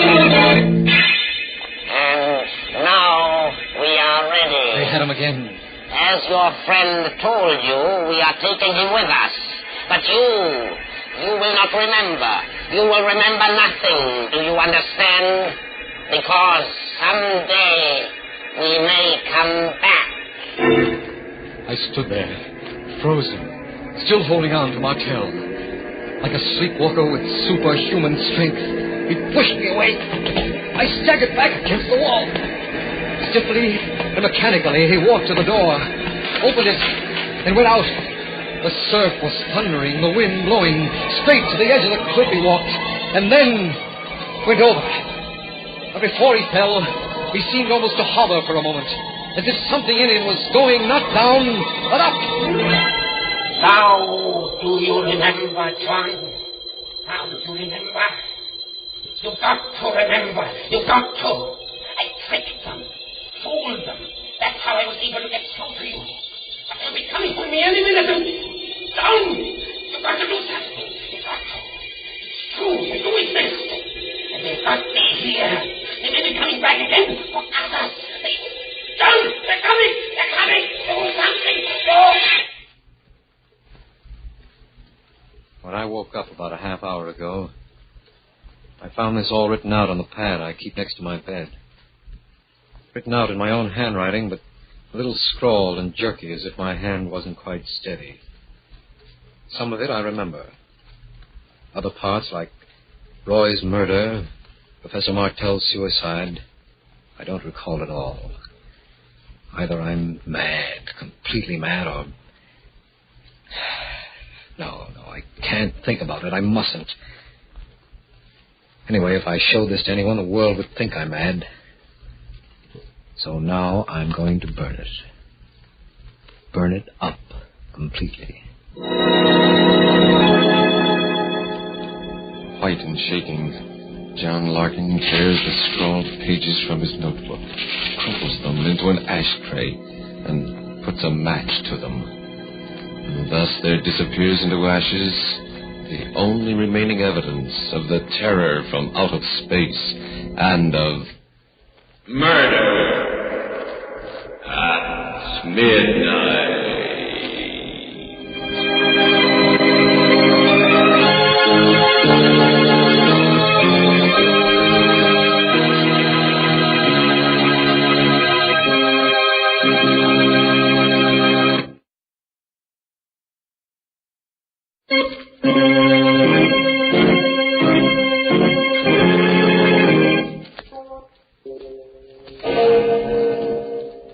Remember to be with us again when death comes in some unknown form. And the clocks strike 12 for murder at midnight. The part of John Larkin was played by George Petrie, and Peter Capell was Professor Martell. With music by Charles Paul, Murder at Midnight was directed by Anton M. Leader.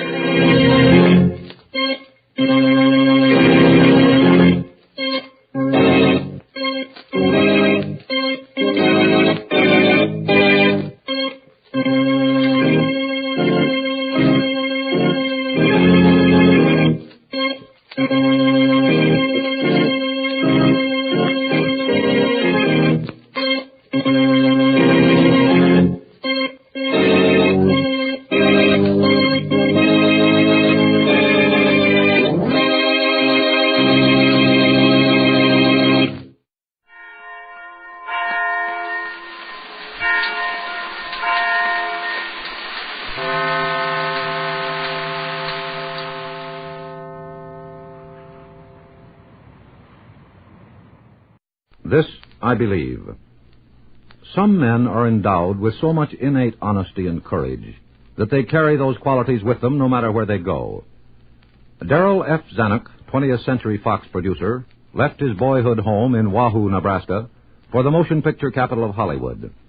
But he did not leave behind his native integrity. Here is his creed. Now that I can look back across the years from the so-called vantage point of experience in 2 world wars, extensive travel, and contact with many outstanding personalities, it gives me a great deal of reassurance to know that way down deep, the fundamental values I learned as a boy in a small town in Nebraska stand me in good stead every day of my life. I have found one thing to be so very true.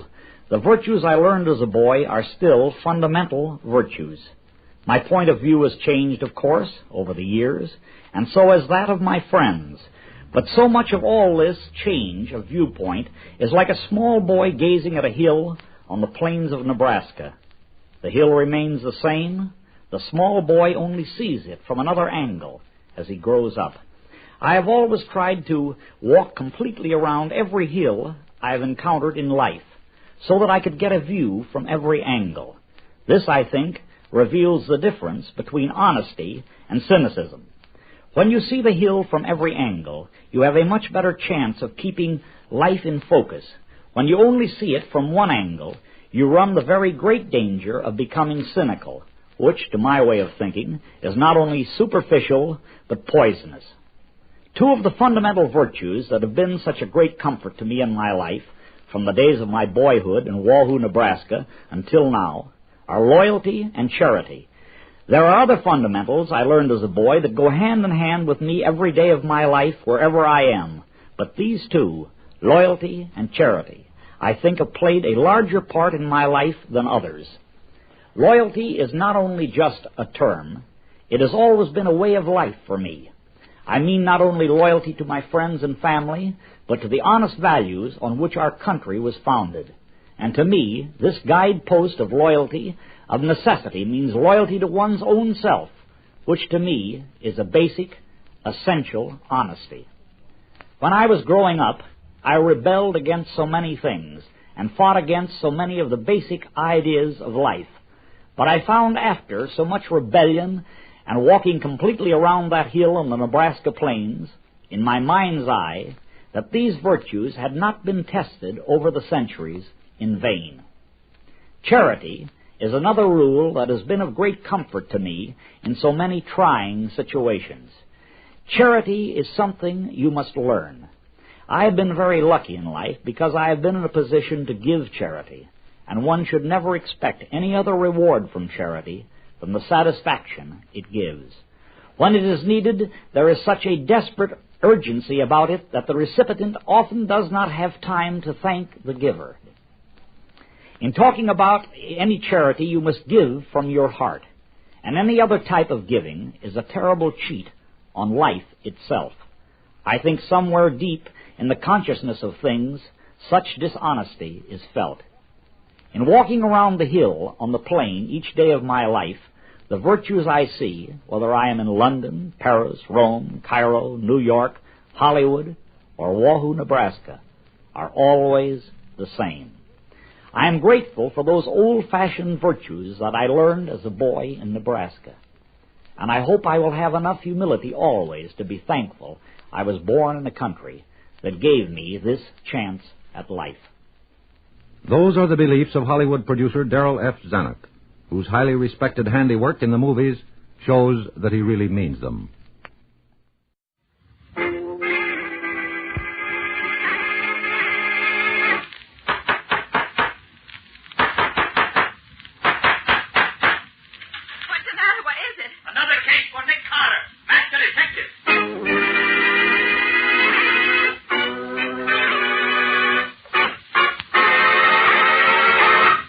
It's another case for that most famous of all manhunters. The detective whose ability at solving crime is unequaled in the history of detective fiction. Nick Carter, Master Detective. Tonight's curious adventure... Murder by Magic. Or Nick Carter and the Mystery of the Missing Identity.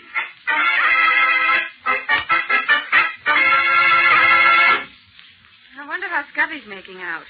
Do you suppose that he had any trouble, Nick? I doubt it, Betsy. Scubby knows Philadelphia well enough to get all the information I want without any difficulty.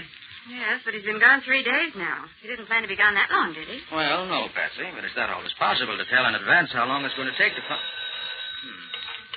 Nick Carter's office. Nick there, Patsy? Well, Scubby. Yes, he's here. How are you making out? Oh, please put Nick on. I've got to talk to him and quick. Well, sure, Scubby. Here he is.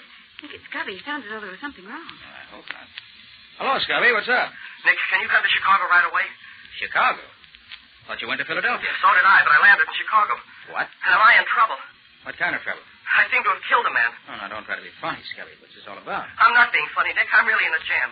I apparently killed a man last night. Oh, look here, Scubby. You certainly know whether you've killed somebody or not. But I don't, Nick.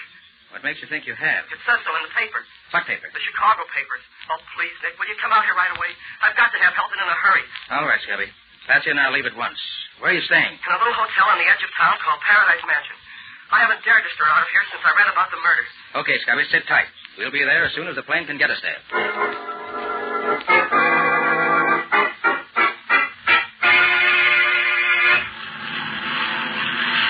Gosh, Nick, we were awfully lucky to get seats on this plane. Yes, Betsy.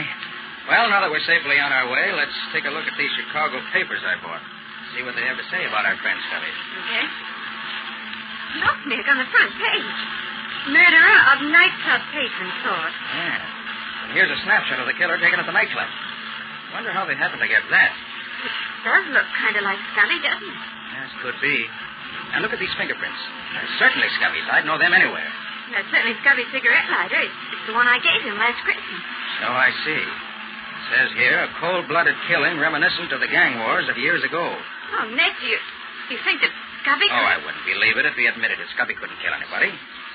But it certainly looks as if he got himself into some real trouble this time.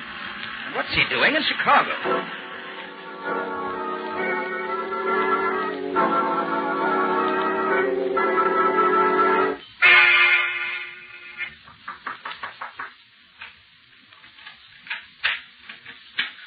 Oh, Nick. Hi, Scubby. Oh, I never was so glad to see anyone in my whole life. Scubby, are you...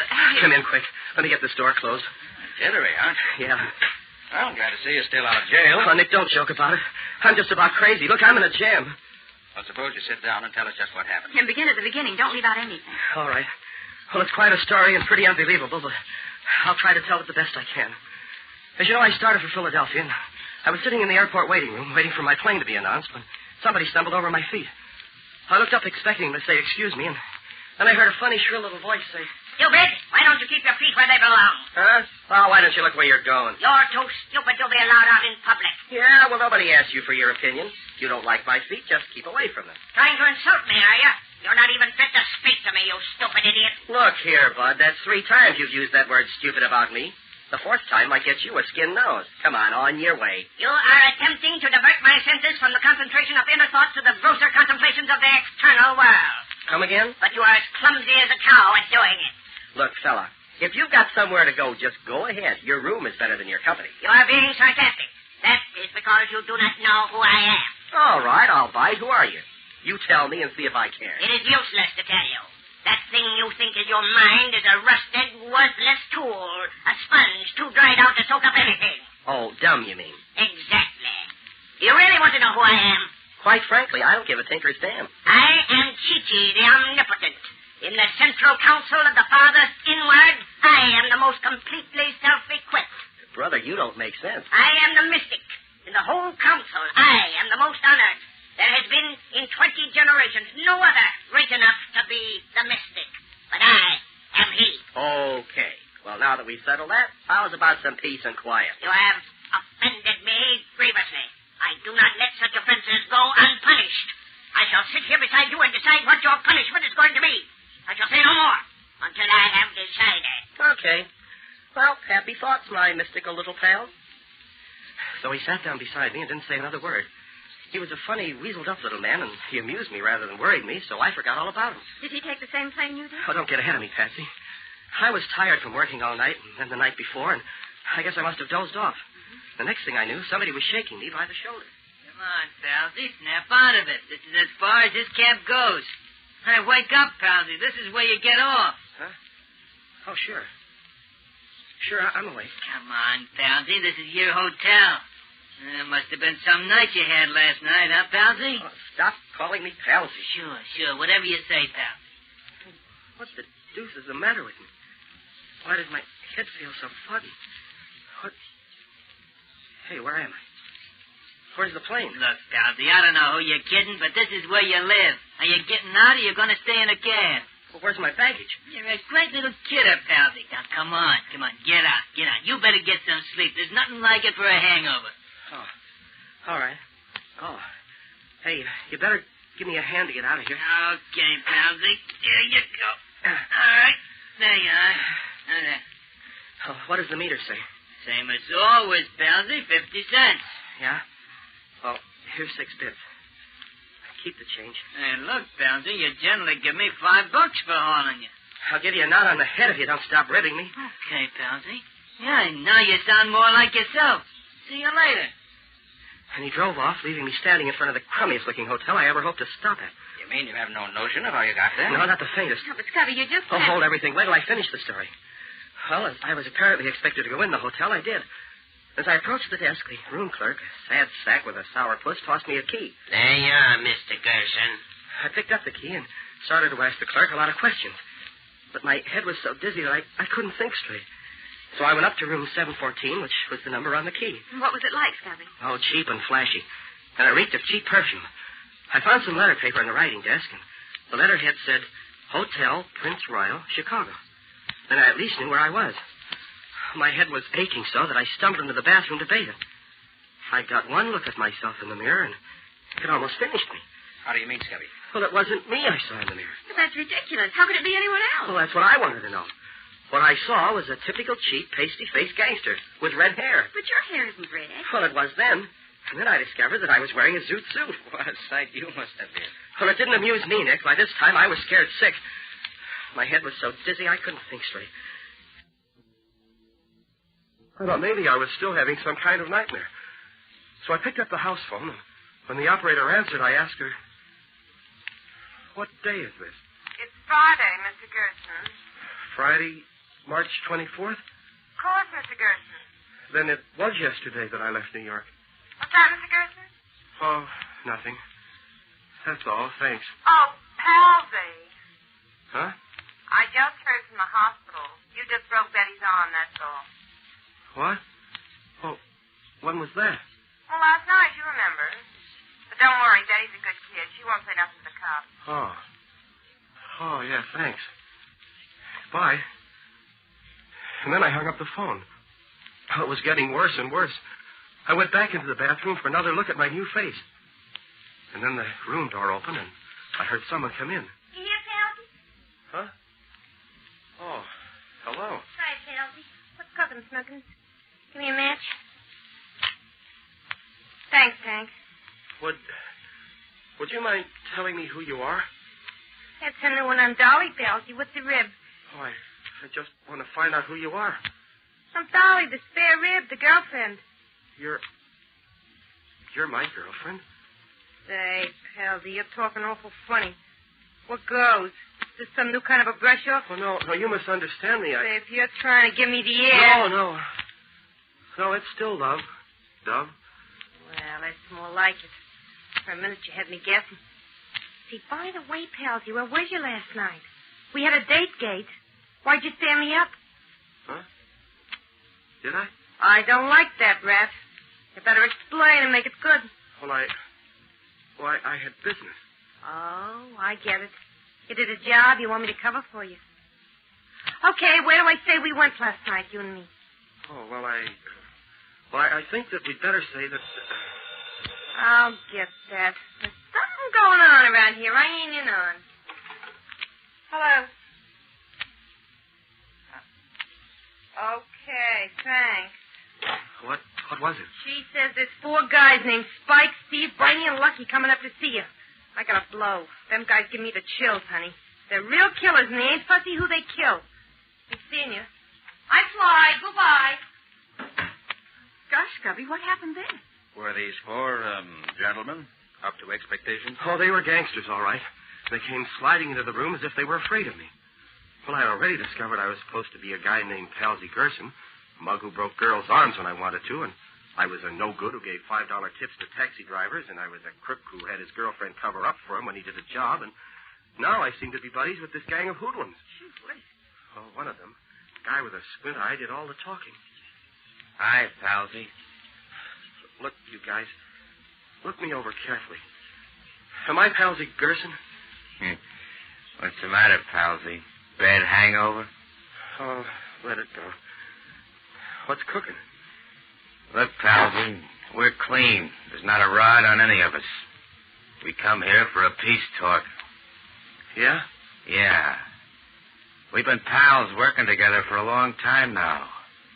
We've been like that, right? So what? So everybody knows we're tied up with you. Even the cops know it. Now, if you get pulled in, we all get pulled in. Because the cops will figure we're all in it together. Oh, what are you getting at? It's about this rub-out last night. We didn't know nothing about that, Palsy. You didn't tell us. So we want you to give us the lowdown so we'll know what to say if one of us gets picked up. Oh, what are you talking about? Now, look, Palsy, everybody knows about last night's killing. We know it was your job, even if you did hire someone else to do it for you. Why, it's in all the newspapers this morning. Here, let me see that paper. Oh, there was the headline, all right. Murder in nightclub. And there was a picture of me. Not a picture of this Palsy Gerson, but of me, Scubby Wilson. Taken on the spot by the nightclub photographer, it said. And there were my fingerprints, Nick. Those prints that both of us know so well, found on the gun that was used. And a picture of the cigarette lighter Patsy gave me last Christmas. Look, you got me all wrong. I'm not Palsy Gerson. There's been a terrible mistake. Palsy? You mean you ain't going to be straight with us? I tell you, this is all a mistake. Palsy, you trying to cross us up? We don't like it. We ain't going to take it. Oh, listen a minute. You can't finish. Can't do it, Palsy? Come on, boys. Take him over. Watch out for his ride. You ain't crossing us and getting away with it. Oh, I was so weak, I couldn't do a thing. And a minute later, they bent a blackjack over my left ear, and I went out cold. Scubby, you poor guy. You certainly had a tough time. Well, how did you get out of that Palsy Gerson role you were playing? I don't know, Nick. When I came to again, I was on the bed in this room. I lay there a few minutes, getting my senses back, and then I jumped off the bed and raced to the mirror. I was myself again. I was Scubby Wilson once more, and in my own clothes, and my hair wasn't red anymore. Yeah. And my own luggage was on the rack at the foot of the bed. But things like that just don't happen, Scubby. Well, so I've heard, Patsy, but you can't prove it by me. So you went to sleep in the airport in New York.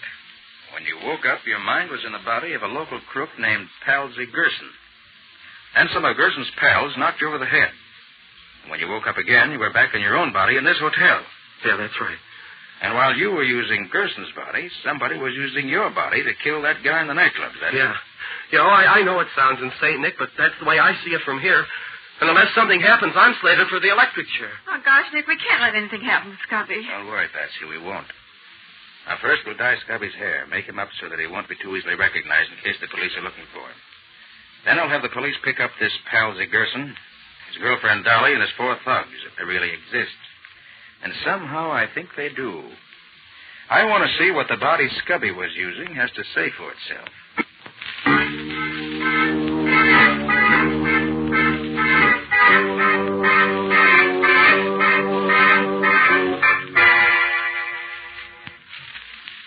Well, Nick, these past 2 days haven't gotten us very far. We located Palsy Gerson, and he satisfied the police that he knows nothing about it. His girlfriend Dolly isn't the same girl who came to see me, and the telephone operator who called me Palsy has disappeared and can't be found.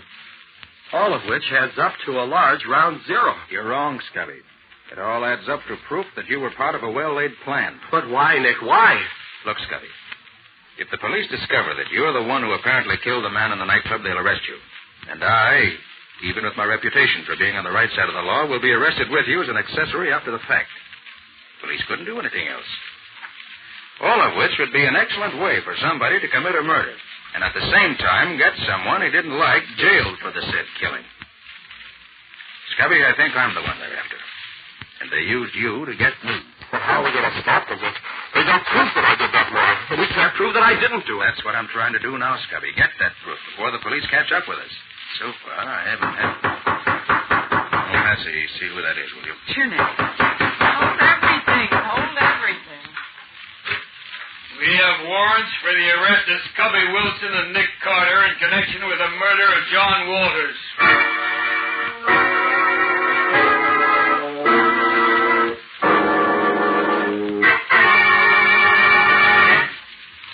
But why didn't they keep you in jail, too, Nick? Because they were extremely decent about it, Patsy. They told me that although they had positive proof that Scubby committed the murder and that I'd been abetting him in defiance of the law, they were so impressed with my insistence that Scubby didn't murder him that, out of consideration for my past reputation, they were going to give me 10 days to prove his innocence, if I could. If I fail in that time, I give myself up, and they proceed with the charges against Scubby and me. How did they find out about him, Nick? Very simple, Patsy. They sent the fingerprints they found on the gun to Washington, to the FBI, and they identified them as Scubby's. You know, he and I are both on file there as law enforcement agents. Mm-hmm. Little investigation found Scubby was living here, and the rest was easy. What's your next move, Nick? Patsy, if my hunch is right, the man behind this wants to get at me for some reason or other. So he's going to be awful mad when he finds the police have let me go again. And he may try to do something himself about getting me out of the way. And if he doesn't? I have a couple of the boys keeping their eyes open for anyone who looks like that mystic Scubby was telling us about. I believe he's at the bottom of all this, Patsy. If I can lay my hands on him, I feel sure he can tell us all the answers. But he might mystic you, too, Nick, the way he did Scubby. He might. But I doubt it. Well, I'm going down to pick up a paper at the newsstand. I'll be right back, Patsy. Evening Journal, please. Thanks. Don't make any sudden moves, Bud. Looking for me? You Nick Carter? Yes. Then you're the one we want. What can I do for you? Keep your hands in plain sight so me and my two boys here don't have to do any sudden shooting. This ain't a water pistol I got here. I'll take your word for it. What do we do now? The mystic wants to talk to you. Come on. And come quiet.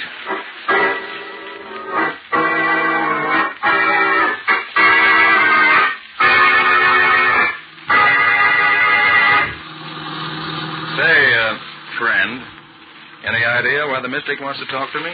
I don't think he likes the idea of the cops letting you go after they took you to the jug. He thought you was out of the way for keeps. So now he's going to do something himself about getting rid of me, huh? No. Me and the boys are going to do it for him. When?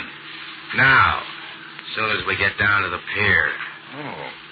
An old abandoned pier, I suppose. Yeah. One where there ain't nobody to bother us when we take care of you. Just around the corner. What are you planning to do with me? A couple of sash weights tied to your legs will do the trick. After putting a couple of bullets through your head. Lucky. Yeah? You get out the sash weights and the rope. They're in the back of the car. Okay. Barney. Right. You go get the girl. We'll take care of both the girl and Carter at the same time, like the boss suggested. All right, Carter. You and me will walk out on the pier together. But don't forget, I got this little persuader in my hand. It's getting dark, which is what we want. But even if you can't see this .38 of mine, it's still there pointing at you. I have no doubt you're right. And I shan't forget. You know you can't hope to kill me and not pay for it. I'll take my chances on that, Carter. You ain't the first guy I bumped off, and you ain't going to be the last. This'll be far enough. Well, then, there's not much I can do about it, is there? No. Oh, is that the girl coming with your pal there? Where? Oh, yeah. Drop that gun. I'll break your arm. Drop it. No noise if you want to stay alive. Don't drop it. Thanks. Now, I'll take charge here. I'll do just as I say, and you won't get hurt, but try any funny business. You'll never see daylight again, you understand? Yeah, I got you. Didn't need to break my arm off, though. Here comes the girl and Bernie. Not a sound of you. Okay. Here she is, Spike. Got enough weight for the two of them? Answer him right. Yeah. We got enough. Get on to bring her over here. Bring her over here. Yeah, we're coming. You didn't want to come, but I... Drop your gun and get your hands up, Bernie, quick. Quick, I said, get those hands up. I'll take your gun, too. Now, Bernie, come over here. Just a little closer now. What are you going to do? It's getting dark now. It's time for bed. So I'm just going to put you to sleep. Like that. Sure, you're wonderful. You don't have to kill him, do you? I didn't kill him. You Nick Carter? Why, yes, I am. Oh, I've been praying something like this would happen, but I didn't think it would. Quiet. We're not out of the woods yet. All right. Be quiet. Spike, keep your mouth shut if you want to keep on living. When he gets here, tell him to bring you the weights and stuff. What'll I do with this stuff? Now, tell him. Bring this stuff over here, Lucky. Okay. Don't move, Lucky. I've got the gun this time. All right, young lady. Will you get the gun out of his pocket, please? All right. Here it is. I'll take it. Thanks. Now, Lucky, I want you to tie up your pal Bernie there. Huh? Then you can tie up Spike. Yeah, Then I'll tie you up. Give the finishing touches to all three of you and be on my way. You mean you're going to leave us here? That's exactly what I mean. Why, you All jerk. right, Lucky, get busy with those ropes. Time's getting short. I've got a real score to settle with your boss.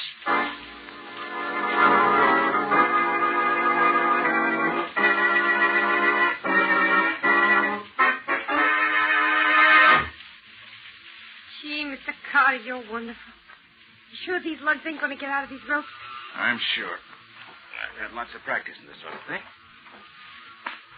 There. All right, come on. We can leave them there safely now. Say, look, I ain't told you who I am yet, have I? Why, no. Who are you? I'm Dolly. Dolly.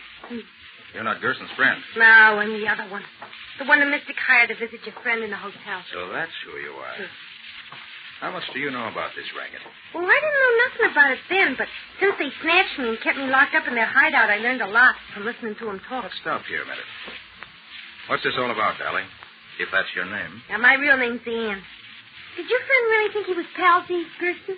Yes, he certainly did, for a while. That's absurd, of course. The mystic done it. He has an anesthetic gas that he gives you when you're asleep or knocked out. He doped your friend in the airport and brought him to Chicago. Then he had somebody make him up like a mobster, and he let him wake up in that taxi cab. I suppose he paid all those people to put on the act that convinced Scubby he really was Palsy Gerson. Only the taxi driver, the telephone girl, the hotel clerk, and me. The four thugs was already members of the gang. And they beat him up so this mystic could give him another shot of the gas while he was unconscious and let him wake up as himself? Yes. And he was so doped all the time we was putting on the act that he never could figure out what was going on. Very clever. But how did you get in on this? Oh, I wanted to be an actor. They hired me to put on his act. They told me they were ribbing some friend of theirs. But when I saw the publicity in the papers and I saw that you got arrested, too, I knew it wasn't no gag. I went to where their headquarters was one day to see if they were still there so I could go to the police. But somebody saw me there and grabbed me. I've been locked up ever since. You know why they wanted to do all this? The mystic knew your friend was going to Philadelphia to get some dope on a racket. The mystic was the head of the gang, and he wanted to scare your friend off. He hoped he'd scare you off, too. He's getting ready to work the same racket all over the country. And you was the only one who was getting hot on his trail. I thought that was it. And when we didn't scare off, he had to take matters into his own hands. I suppose it was one of the mystic's thugs who did the killing in the nightclub? Yeah, it was Spike. Made up to look like your pal. And he left the evidence at the cop car. Who was the man who killed? Some fella wouldn't play ball the way he wanted him to. Look, you know where the headquarters of this gang is? Sure. It's about a block from here. Want me to show you? You bet I do. With your help, I'm going to get that mystic. If he's there.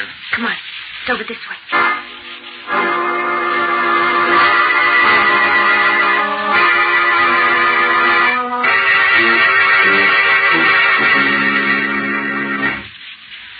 That's the place. That little house beside the warehouse. Is there another entrance? Yeah, round on the side. That's all. How many in the gang? 5 besides the boy. You got 3 of them tied up on the piece. Good. Can you handle a gun? I don't know. I'll try it if you want me to. Good. Take this one. Go around to the other door. When you hear me fire once, you shoot that gun 6 shots fast. Can you do that? Sure. What are you going to do? When I pick the lock on this door, go in and try to trap them. If they try to make a getaway through the other door, the shots you fire will make them think they're surrounded. Okay? Sure. Good luck, Mr. Carter. I'll be listening for you. Now, Mr. Mystic, let's see how mystical you really are. First, I get this door open. There. That was easy. Guess they're not expecting trouble. Now, find them. And with Spike taking care of Carter, and the cops taking care of that stooge of his, we'll have nothing to worry about any further. I guess we were too clever for the great Nick Carter. Think so, do you? Up with your hands, all of you. Make it snap. Nick Carter, wait for it. Oh, good. You're surrounded. You can't get away. Guns, boys. We ain't got a chance. Drop your guns if you want to stay alive. Very well. We're too many for us this time. Drop your boys. Drop. Thank you. Now turn and stand up against the wall with your hands in the air. That's it. Oh, Anne, it's all over now. You can come in. Fight's over. Mr. Carter. Gee, you're a real detective, ain't you? All right, Anne. Go to the nearest telephone and call police headquarters. Yes. Tell them we have the correct answer to the killing that Scubby's charged with. And Yes. tell them to send some cops down here after them right away. Sure thing, Mr. Carter. Now, who's on top, Mr. Mystic? Why don't you try a little magic now? All right, Anne. Get going. Scubby will be very anxious to get this good news. I'm on my way, Mr. Carter. You mean you didn't have any police here with you? No, my mystical friend. Just me and the girl. By using my own special brand of magic, you couldn't tell the difference. And that's the kind of magic worth using.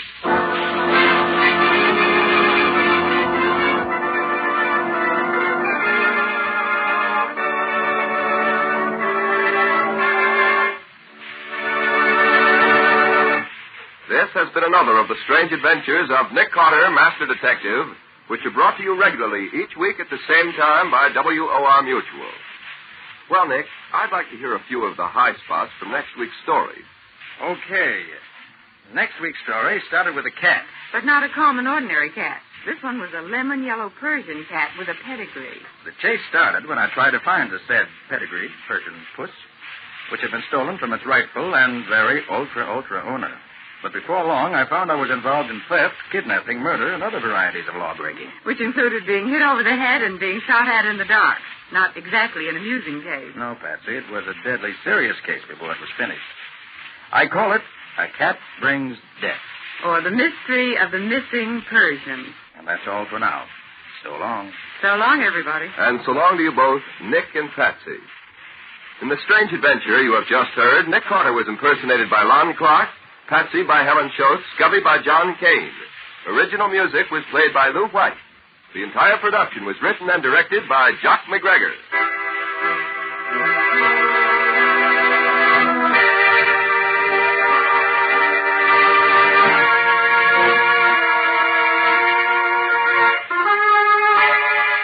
Next week at the same time, listen to another curious experience of Nick Carter entitled A Cat Brings Death, or Nick Carter and the Mystery of the Missing Persian.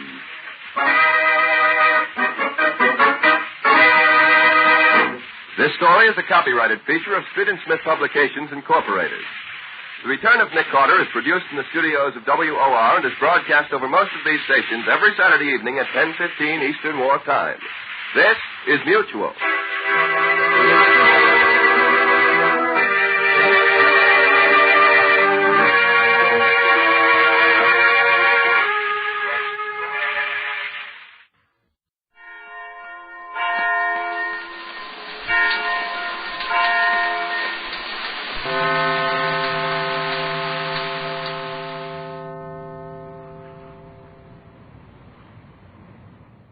This, I believe. In 1941, David J. Levy interrupted his legal education in San Francisco to enlist in the Army. The experiences he underwent in World War II have resulted in the creed Mr. Levy now expresses.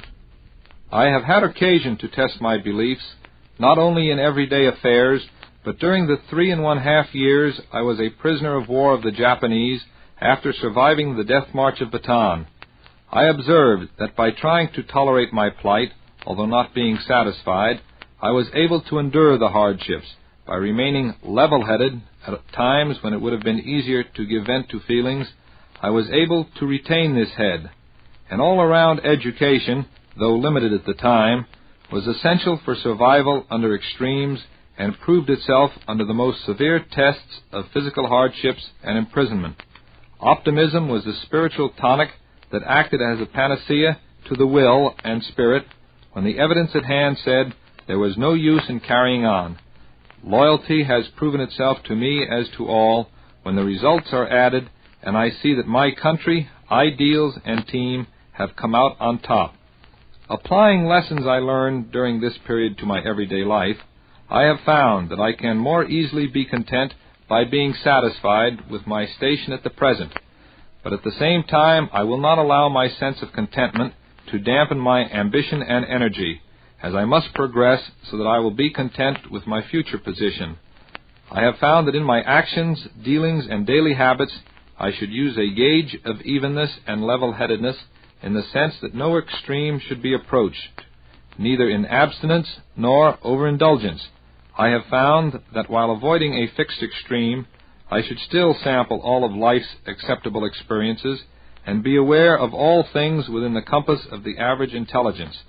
I would rather possess the all-around worldly knowledge gained from a combination of education and experience rather than the highly specialized intelligence that dwells on academic study without experience. I believe that just as all the leaves on a tree are alike and no two leaves are identical, so with persons. All are alike in seeking happiness in this world, yet no two individuals will seek this goal in the same way, and the number of persons who attain their goal will never be known. As happiness is a relative state, I believe that I can best reach that state and remain such by retaining an optimistic outlook at all times. Even when things are darkest, no matter how serious they may appear, they can always be worse. I believe that loyalty is a trait that must be protected and applied in every phase of living. Such loyalty must be to family, country, friends, fellow workers, and employees. When there is a conflict between loyalties, as there is bound to be, I must decide what is right, using the teachings I have outlined. I believe that by my doing what I thought was right, whenever possible, and at the same time guiding such action by reason and temperance, the possibilities of my returning from imprisonment were increased. To all of this I must add the apparent exceptions that are not explainable under my beliefs, but must be left to be explained by a greater authority. And finally, I believe that by practicing my beliefs of doing right, being loyal, content, and optimistic, I am rich in those non-worldly possessions which make me wealthy in obtaining the ultimate goal of happiness, which is the true test of success. I know of no better way to prove to myself that my beliefs are well-founded. That was David J. Levy of Martinez, California. After his release from a Japanese prison camp in 1945, he completed law school, and today is Deputy District Attorney of Contra Costa County in California.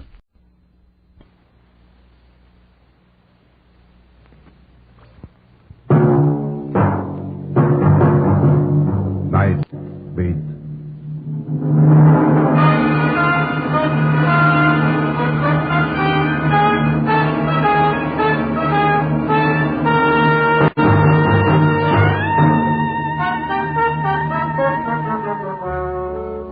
Lucky Stone is the name. I'm the guy that writes that column that's buried somewhere in the middle of your Examiner, called Night Beat. They call me Lucky for the same reason they call a fat man Slim. Because the best you can hope for on a job like this is chronic bronchitis, rings under your eyes, and the fact that you're awake when regular folk are asleep. Sometimes the worst happens to you. A story grabs your heart and shakes it until it hollers uncle. A corpse in the dark alley is the business at hand. In the big city, a dead man is a pretty impersonal thing. But this one I had a special interest in, because they wanted me to identify it.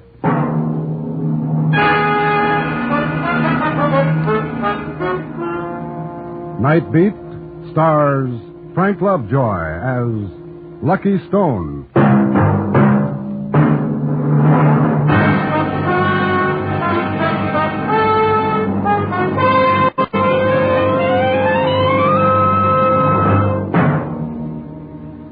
It was early morning when I walked into the county morgue. There was that same familiar ammonia smell stinging my nostrils, that gleaming tile, that cold, empty feeling you get. The way the morgue always swipes across your face like the tail end of a nightmare. The police lieutenant was waiting for me. He nodded for the attendant to pull back the white sheet. Well? Yes, that's him. That's Ted Carter. Okay, that does it. We had to get positive identification. You were the only one we could reach. Sorry I had to get you out of bed. Oh, that's all right. Guess that winds it up. Be seeing you. Thanks for the trouble. Now, wait a minute. Huh? What do you mean, be seeing you and thanks? What happens now? We go back and catch up on our sleep? I know you had a friendly interest in the kid, Lucky, but he got it the way all hoodlums eventually get it. He was going straight and you know it. You're getting sore about it. Who did it? Who killed him? Lucky, go into any book joint, any gin mill, look in any back alley, any flop house. Whoever you find there could have done it. Take your pick. Take my pick? Nobody talks. Nobody remembers anything. In my book, it's murder by person of persons unknown. Just like that? Just like that. Maybe for you it's that way, but not for me, Lieutenant.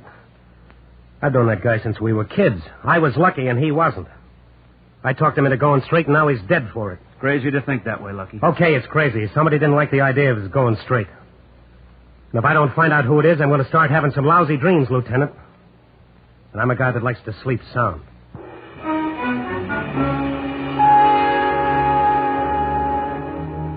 I walked away from the lieutenant like he had the smallpox and I'd never been vaccinated. When I hit the street, it was raining. The sky was gray and there was a cold chill in the air.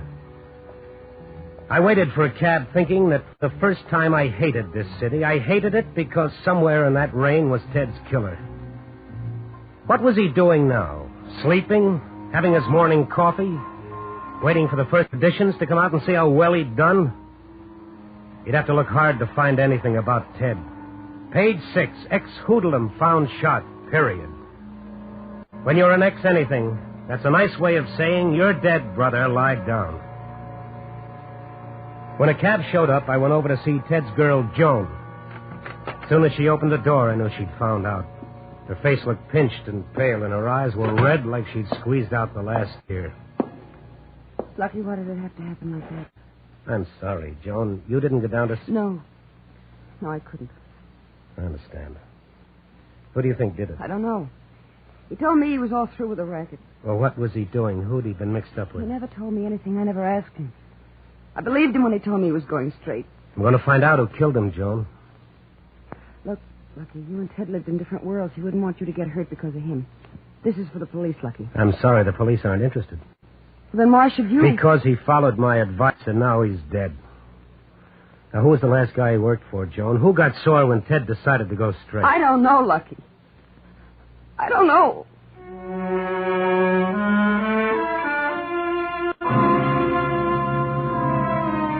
Joan didn't know.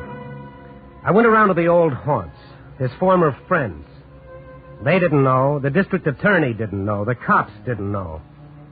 Ted had kicked around in this city among all these people for 28 years. And now, suddenly, it was like he'd never lived at all.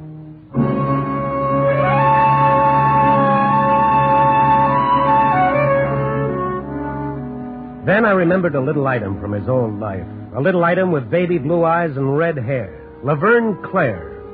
He'd gone with her before he met Joan, and even after he'd met Joan. I know he'd kept sneaking back to Laverne like a drunk trying to decide whether to spend his last coin calling Alcoholics Anonymous or buying a glass of Muscatel. I went looking for Laverne. She had the number 4 spot in one of those 5 times a day shows on the untidy side of town. When I got there, I had to wait until the fleshy part of the entertainment was over, and then I went to her dressing room. Now, Ted spent a lot of time telling me how crazy he was about you, Laverne. Yeah? He was a sweet guy. That was all right. He liked to tell me about the way you looked when you danced. Yeah, sure. Where's my drink? That bottle there. Pour me, will you? Oh, sure. Say when. I'll be when. Here you are. Thanks. Who do you think killed him, Laverne? Look, Mr. Stone. You're a nice guy. So why don't you go back to your office and write your column about pretty things, Mr. Stone. Nice, harmless things. You don't want to get mixed up with Bailey or with that guy, Jerry. Bailey? I didn't say Bailey. Oh, so it's Bailey. The character that parlays pinballs into diamond stick pins. Number rackets, Bailey. So Ted knew something in him. No, I didn't say that. I didn't say anything. Get out of here. Right away. You understand? Oh, yes. Yes, I'm beginning to understand.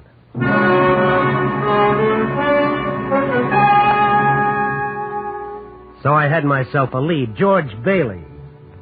Only it was like going fishing with the hope that you'll be lucky enough to catch a trout, and all of a sudden, look who's eating your worm. Moby Dick, the whale. Before I told anyone else, I thought I'd go back and see Joan. I think I know who killed him, Joan. You do? I'm not positive, but it's a beginning. Who? George Bailey. Know him? Bailey. Who told you it was Bailey? You're getting pale, Joan, so you think it was Bailey, too. Listen, Lucky, stay away from Bailey. He's trouble. Yeah? I'll let you know exactly how much trouble. I'll see you later. Lucky. It's dangerous. Please be careful. The lieutenant told me anyone could have killed Ted. He invited me to take my pick. I'm going over and see that cop. I've taken my pick. George Bailey.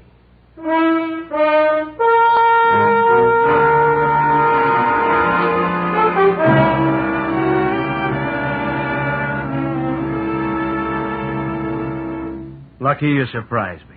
You really expect me to arrest George Bailey? On what charge? He's mixed up with Ted's killing. You know it and I know it. Outside of this Laverne girl, I got nothing to go on. You have one shred of evidence pointing to Bailey? Arrest him on suspicion. Sweat it out of him. Now, wouldn't I look fine against Bailey's high-powered shyster lawyers, trying to make an arrest stick because some drunken dame shot her mouth off? Even then, she'd deny it if I put her up on the witness stand. So you don't want to touch Bailey? Look, get me one witness who saw them together. Find me one scrap of evidence, even circumstantial evidence. I'll arrest Bailey in a minute. You won't find anything. I know. I've tried. All you'll find is frightened people and blank walls. Bailey's had this town by the throat for 10 years. No, I'm sorry, Lucky. I can't help you.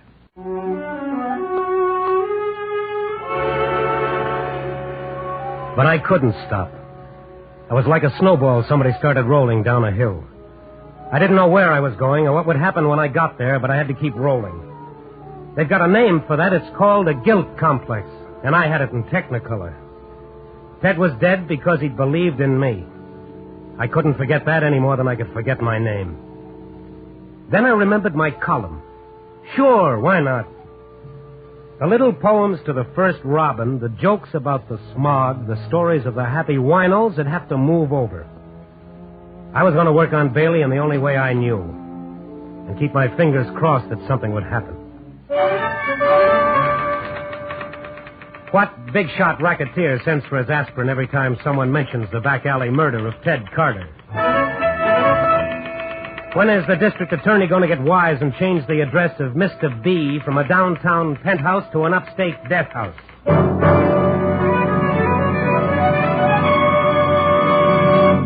Listen to this, boss. Huh? Stone's latest little offering. When are the police going to bring in the Carter killer? Let me see it. If they don't know who it is, I'll give them a hint. Think of Daly and reach for the letter B. How long's he going to get away with that? Hand me the phone. Sure.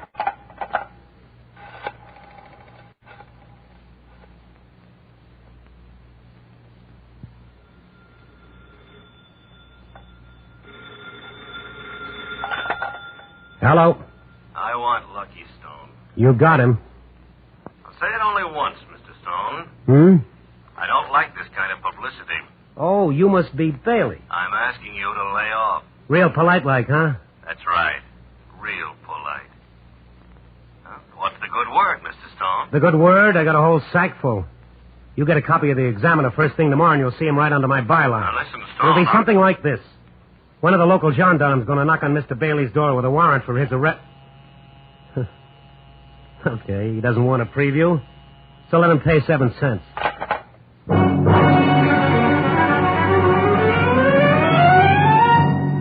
Well, that was more like it. So Bailey was beginning to squirm. Well, on him it looked just fine. I worked late on the column that night, giving Bailey enough needles to sew a circus tent. I was feeling pretty good. That guilt complex about Ted Carter wasn't hurting quite so much. I unlocked my door and stepped inside. I didn't have to shut the door. It was shut for me. I've been waiting for you, Mr. Stone. Well, as long as you're here, make yourself at home. You're a wisecracker, ain't you? Like your friend, Ted Carter. What do you know about Ted Carter? Oh, he was a regular card. Okay, what do you want? My boss sent me over to take a look at you. Your boss? Mr. Bailey. And you're little boy Blue, huh? Yeah, a wisecracker, all right. Well, tell that boss of yours I'll be dropping around to see him for an interview. Huh? He don't want it that way. He sent me to see you instead. Yeah? He don't like people who don't pay attention to his telephone messages. He thinks you're very nasty, yapping all the time that he had something to do with the Ted Carter killing. So? So, like I said, Mr. Bailey don't like it. Okay, Buster, now get out of here. Not right now. Mr. Bailey wants me to teach you a lesson. For this blackjack. Mr. Bailey don't like smart guys. Wisecracker.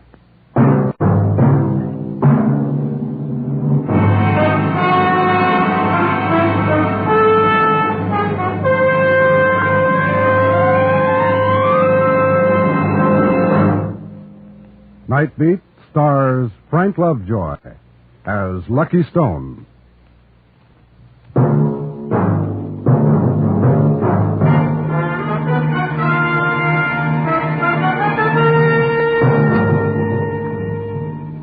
I woke up with a nice view of my ceiling. Sign outside the window flashed off and on. And every time it flashed on, it was like that punk of Bailey's with his blackjack testing his strength on my skull and doing fine. After a while, I crawled to my knees and worked my way over to the wall. And I climbed up the side of the dresser until I reached the phone.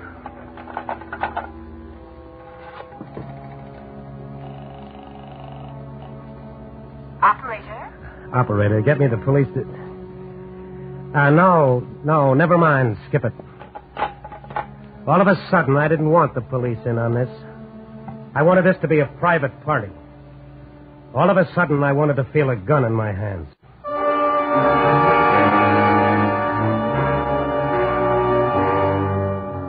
I washed up, changed clothes, and found a cab.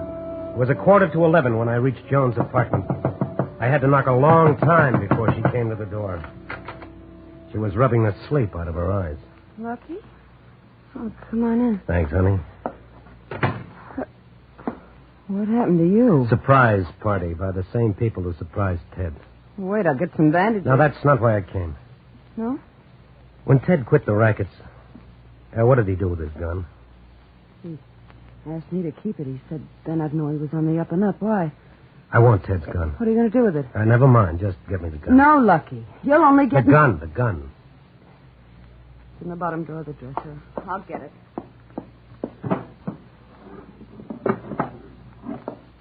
I think you're crazy.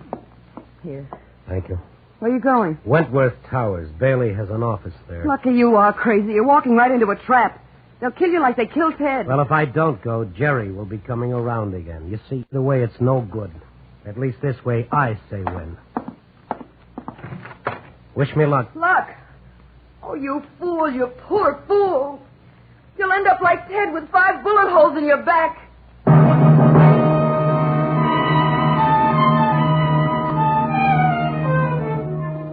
When I got to the Wentworth Towers, it was almost midnight. The streets were deserted. The only sounds were distant traffic. The front door was locked, and the only light in the lobby came from the night elevator. An old man sat inside the elevator dozing. I pounded on the window. He reluctantly got to his feet and started walking toward me. He snapped the lock and pushed open the front door. Nobody in this building now? All the offices are closed. Not all of them, Pop. I have an appointment with Mr. Bailey.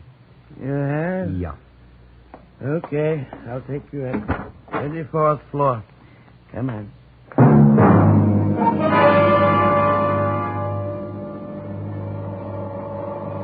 As the elevator rose, I dipped my hand in my coat pocket. The cold touch of the gun had the comforting sensation of a boy holding his father's hand. The elevator came to a stop on the 34th floor. The doors opened, and little boy Blue stepped out of the darkness. He had a gun, too, only his was in his fist. Take us downstairs, Pop. Sure thing, Jerry. I want to see Bailey. We know, but Bailey don't want to see you. And keep your hands out of your pockets. Let me see what you got there. A gun. Pretty nice. Thanks. Don't mention it. I'm always handing out souvenirs.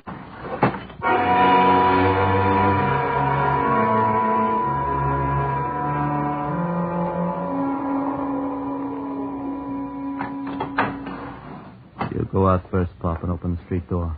All right, Jerry, I'll get it open for you. Is everything all right, Pop? Is it all clear? Why don't you go out there and see? Here, I'll help you. Hey, what? I shoved the kid out. I pushed the lever that slammed the door shut and started the elevator going up. I could see little lights blink on the instrument panel as I passed each floor. Bailey was on the 34th floor, and I was getting closer. Closer. All of a sudden, the elevator stopped. I was stuck between the 11th and 12th floors. I didn't have to be a mastermind to figure out what had happened. Little Boy Blue and the old man had gone to the basement and switched off the power on my elevator. They'd bring up one of the other elevators and come after me. I began to feel like an animal trapped in a cage. Then I noticed the little door on top of the elevator. I climbed up on the old man's stool. I pushed the door upward and grabbed the sides of the opening. And I started pulling myself out.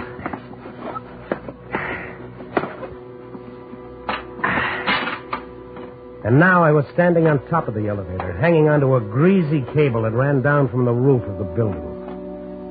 Far below, I heard the other elevator with Jerry and the old man start climbing. I leaned forward to reach the door to the 12th floor. I couldn't reach it. The other elevator was coming up fast. As I lunged forward again, their elevator stopped at the 11th floor. I was trapped good. But as long as I was between floors, they couldn't get to me either. Little Boy Blue figured it that way, too. Well, how are we going to get his elevator down here so we can get at him? You wait here. I'll go down to the basement and get him down to the 11th with the emergency plan. All right, but hurry.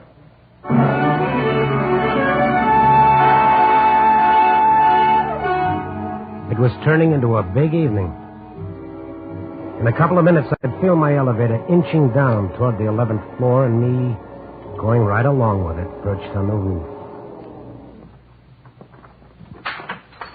Then I heard that shattering of glass. That meant the kid was using his gun butt to break through the little glass window in my elevator door so that he could reach in and spring it open. Ah, nice figuring. And now if I could figure a way to stay alive for the next 5 minutes, Mr. Einstein could move over. Where is he? How can he get out of here? Curtain. Gary, look up there. The trap door open. He's on top of the elevator. Yeah? Now, that ain't playing fair. How many floors in this building, Pop? 35. I've always wanted to run an elevator. Let's see how fast we can get to the roof. Shut up. Hold on to your hat, Stone.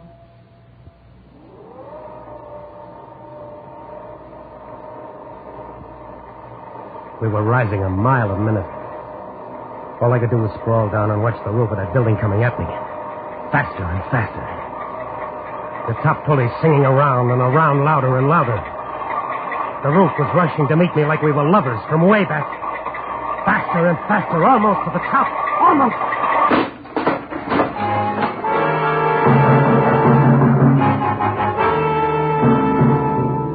Now I know how those goats felt when that bomb went off at Bikini. The shock of the elevator smacking against the huge top springs shook me up like a bag of cement in a concrete mixer. But I was alive, which is always encouraging.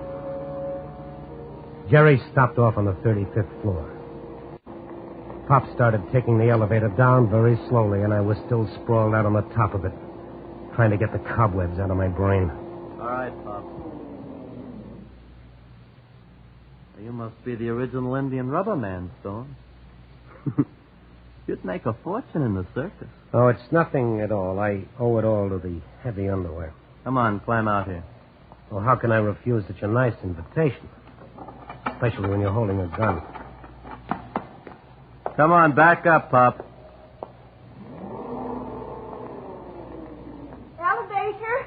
Wait a minute, will you please? Who's that? One of the cleaning women. Better put your gun away. Well, this is sure a break. I thought you'd be taking a snooze. All right. Come on, get in. Yeah, let's all get in. It's hard to get an elevator this time of night. We rode down, the four of us. No one said anything. The cleaning woman was half dead on her feet, her head bobbing, half asleep. Oh, that lovely, innocent, tired old gal was saving my life. so long as she was with us. I'll get out on the 3rd floor, Pop. I'm going to the dressing room. 3 it is. Here you are, number 3. Thank you. Good night, Pop. Good night, Pop. I get off here, too. No, you don't. This ain't the main floor. For me, this is the main floor. Stone! Come back here, Stone! I raced down the dark hall, past the cleaning woman who stared at me with her mouth wide open. In the distance, I saw what I was looking for. A little red sign that said stairway. My little pal was right after me. I got to the stairs, started down 4 at a time. He's right on my tail. You're not getting away, Stone! I had to get out of here fast. This party was getting rough. I reached the main floor. Instead of going through the lobby and into the street, I ducked behind the cigar counter. The kid raced by. He went out through the front door looking for me on the street outside. I looked at the indicator over the night elevator door. The old guy was still parked on the 3rd floor. I went to the stairs again and down into the basement.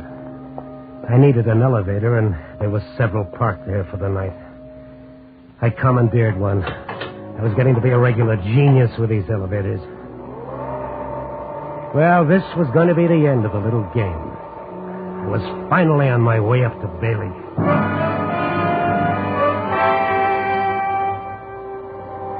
The 34th floor.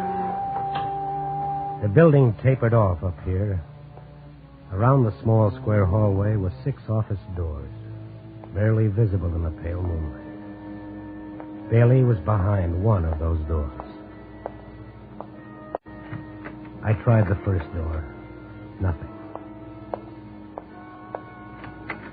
Second door was locked. Then a telephone started ringing inside one of the offices. I hurried over to it. Locked. The transom was half open, but no light showed through. Then, as I was about to turn away, I heard... Hello? Jerry, where the devil are you? The lobby. You crazy fool. He's up here. Yeah, in the hall just outside the door. Get up here right away. Don't take any chances. As soon as your elevator door's open, kill him. All right, move. Now, what are your plans, Mr. Stone? That was a good question of Bailey's. What was I going to do? I couldn't break into Bailey's office. I didn't have a gun. He'd kill me before I could turn the doorknob. The indicator above the night elevator door was blinking fast. It was on his way up. The kid was in it, and the instant that door opened, he'd kill me. Right then, I started thinking of Joan. You'll end up like Ted with 5 bullet holes in your back. Yes, it was beginning to look that way. The elevator had passed the 17th floor, the 18th, the 19th. The little lights were dancing like a string of shooting stars. That kid was coming up fast. I was beginning to feel those bullets tearing into my back. You'll end up like Ted with 5 bullet holes in your back. With 5 bullet holes in my back, his back. I'd fought my way 34 stories to reach Bailey, and now I wasn't thinking about Bailey. You'll end up like Ted with 5 bullet holes in your back. As the kid's elevator passed the 32nd floor, I started running for the elevator I brought up from the basement. I jumped into it and started down. I didn't want to kill Bailey anymore. I only wanted to get to Joan.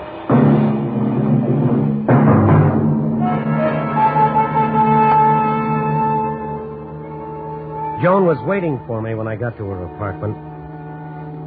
She wanted the whole story, everything that happened. When I'd finished, I watched her relax a little. Then you didn't kill Bailey. No, Joan, I didn't kill Bailey. Oh. Police siren. Sounds like it's stopping in front of the house. Yeah. They came here sooner than I expected. Sooner than you... Lucky you've been lying to me. You did kill him. They've come to arrest you. You lied. I haven't lied, Joan. They haven't come to arrest me. They've come to arrest you. Me? For the murder of Ted Carter. What are you talking about? I didn't... Oh, but you did. You said the wrong thing tonight when I went out to get Bailey. What do you mean? You said I'd end up like Ted with 5 bullet holes in my back. How would you know about that? It wasn't in any of the newspaper stories. You never went to the morgue. There was no way on earth you could have known unless you killed him. They're right with you. That's the police, Joan. Any more questions? Yes. Don't you know what it's like to love somebody? I was willing to do anything for him. Scrub his floor, wash his clothes, give him a good home, anything. But he always kept going back to Laverne. way I loved him, do you think I could let any other woman in? All right, boys. All right, I'll let you in. I want you to know one thing, Joan. No matter what you thought, Ted really loved you. You see, Laverne represented his old world. But with you, he was going to have a new life. You'll remember that, will you? Okay, boys, she's all yours.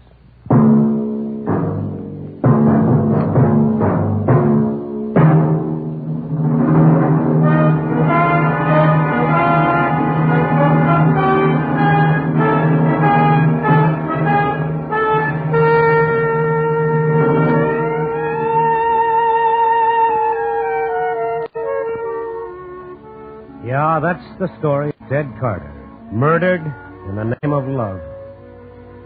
Okay, if that's what love does to you, I'll string along with Pinochle. I'm just feeling low tonight. Because murder is only a symptom of what we're suffering from. The disease is selfishness and jealousy and greed.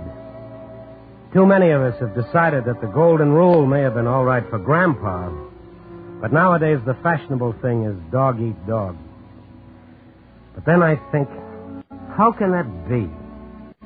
How can any of us hurt or hate or even be indifferent to those around us when in this whole crazy world all any of us ever really have is each other?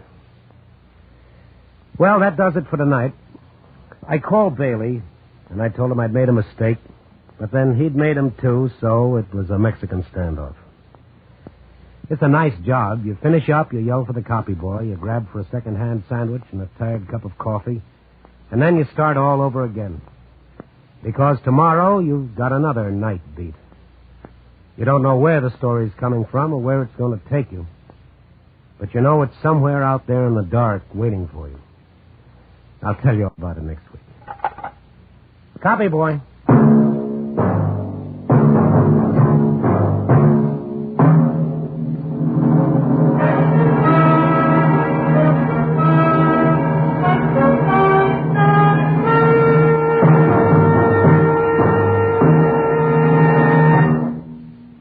Night Beat is written by Larry Marcus and produced by Bill Karn.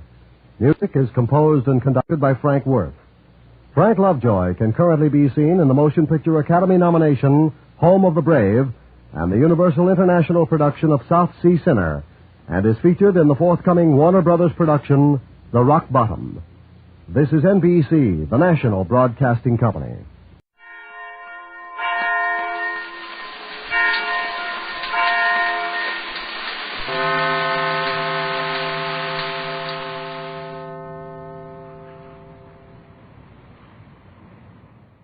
This I believe. Born in St. Louis, educated at the University of Missouri, David Loaf has published a magazine in Spain, has been a reporter in Sydney, Australia, written a critique on the Kinsey Report, and served as a consultant on the government's Point 4 program. A writer by profession, he is the author of several historical books. It would be putting it mildly to say that he has a lively interest in human affairs. Now he states his convictions. I believe in people. However much of a mess we seem to make of the world, it is people who have brought about all the progress we know. And I don't mean just material progress. All of it has been formulated and expressed by men and women. Even when people make mistakes, it seems to me they usually make them from right motives. Most of us want to do good. I believe in people because I have seen a great many of them in different parts of the world. I would rather trust my own experience and observation than the cynical remarks of unhappy men.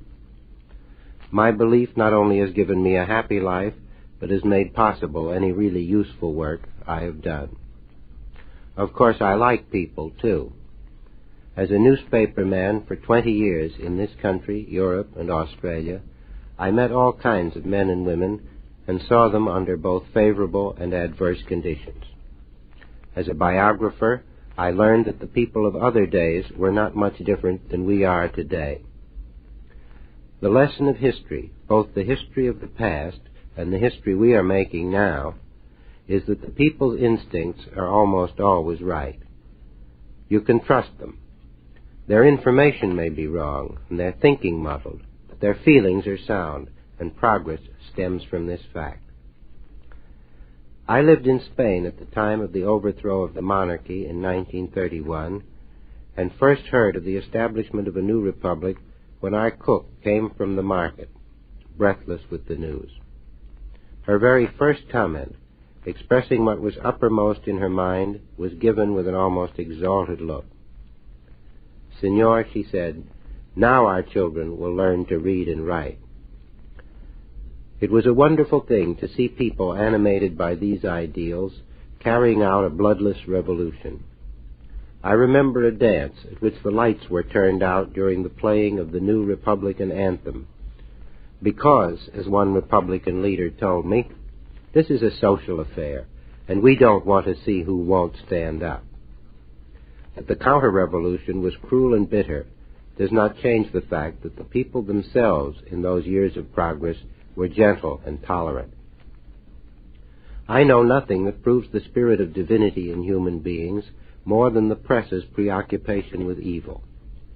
As a newspaper man myself, I always preferred digging into stories of violence or crime or betrayal because they were so unusual. I once wrote a history of political corruption in America, and after years of research, I had to base it on fewer than 1% of our public servants. Just searching for crooks brought me into contact, historically speaking, with many more honest men. I hardly mentioned them in the book, but they are much more important to me than the grafters. On the day that I find myself being surprised by evidences of loyalty and integrity and tolerance in my fellow man, then I will have lost my faith. That was writer David Loth, who began his life in the American Midwest exactly 3 weeks before the start of the 20th century, and has been living it fully and sincerely ever since. Makers of Camel Cigarettes present Dick Powell as Richard Diamond, private detective.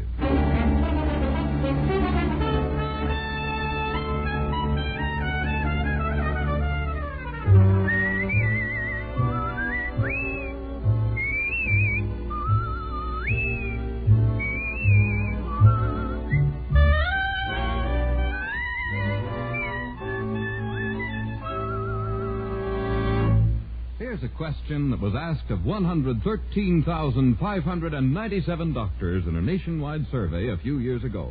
What cigarette do you smoke, doctor? The brand named most was Camel. Again and again since then, a cross-section of America's doctors has been asked that same question, and again, every time. The brand named most has been Camel. Yes, according to repeated surveys, more doctors smoke Camels than any other cigarette.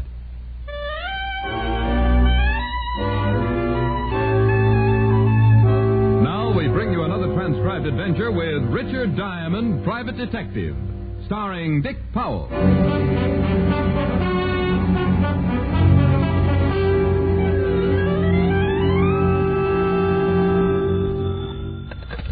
Diamond Detective Agency, our fee deductible on next year's income tax. Richard Diamond, private deduction speaking. I beg your pardon? Sorry, it's much too wordy to go over again. Yes.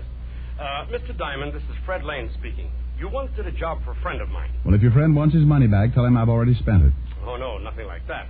He recommended you. Well, wonders never cease. I'd like to hire you, Mr. Diamond. May I inquire as to your fee? You may. $100 a day and expenses. Oh, well, that is rather steep. But I think I can manage. Spoken like a true millionaire, Mr. Lane. I live at 1482 Riverside. Please get here as soon as possible. Well, I'm pretty busy, but I'll try to. Please do, Mr. Diamond. I'll have a check waiting for you. Mr. Lane, go to your front door. I'm there.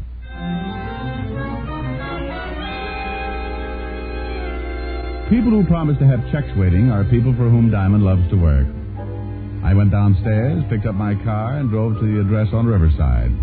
Rang the doorbell, the door opened. Then my blood pressure started doing push-ups. She was tall, blonde, and wore a dress that would have even been banned on television. You must be Mr. Diamond. Well, how can you tell? Don't other men drool? Come in, please. Fred's expecting you. Fred? Mr. Lane, my husband. Oh. This way, please. Fred's in the den. I do hope you'll be able to help us, Mr. Diamond. Well, so do I. Mrs. Lane, what seems to be the trouble? I'll let Fred explain to you.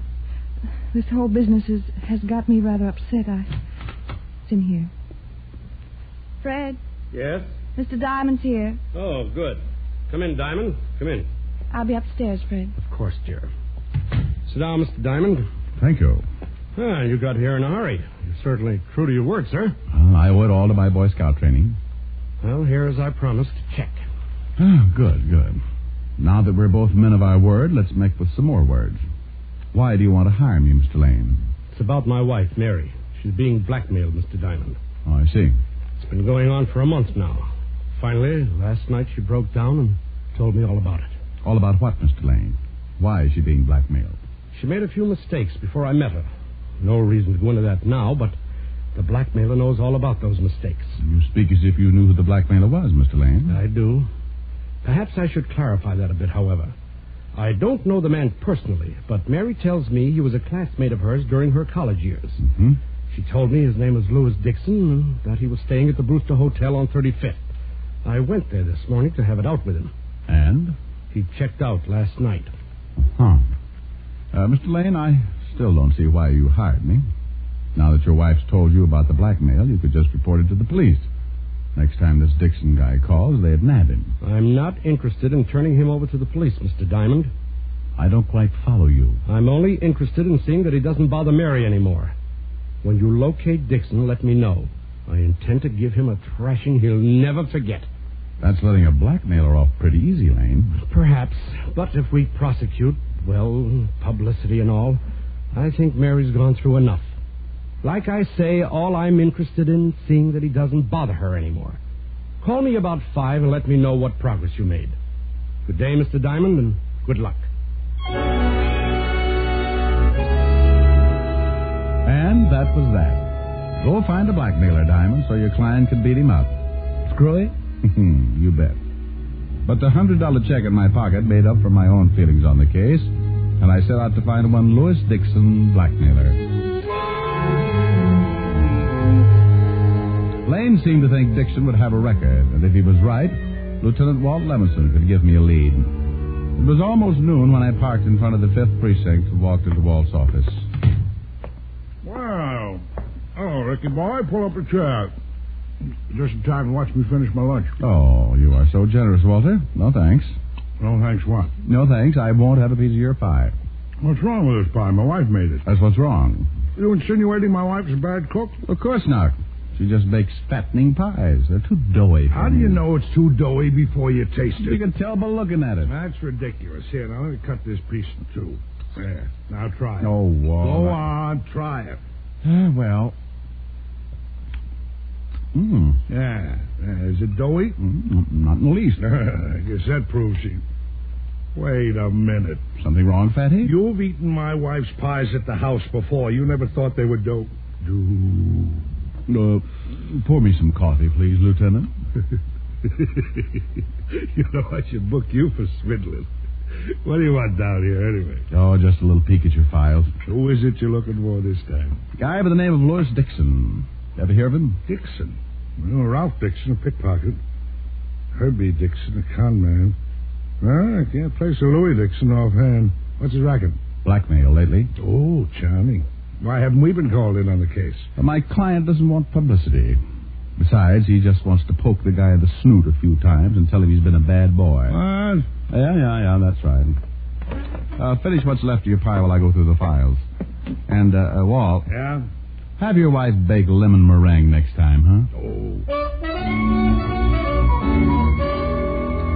I checked the files. There was nothing on Louis Dixon. I thanked Walt, went to my car, and drove across town to a little bar called the Bat's Cave.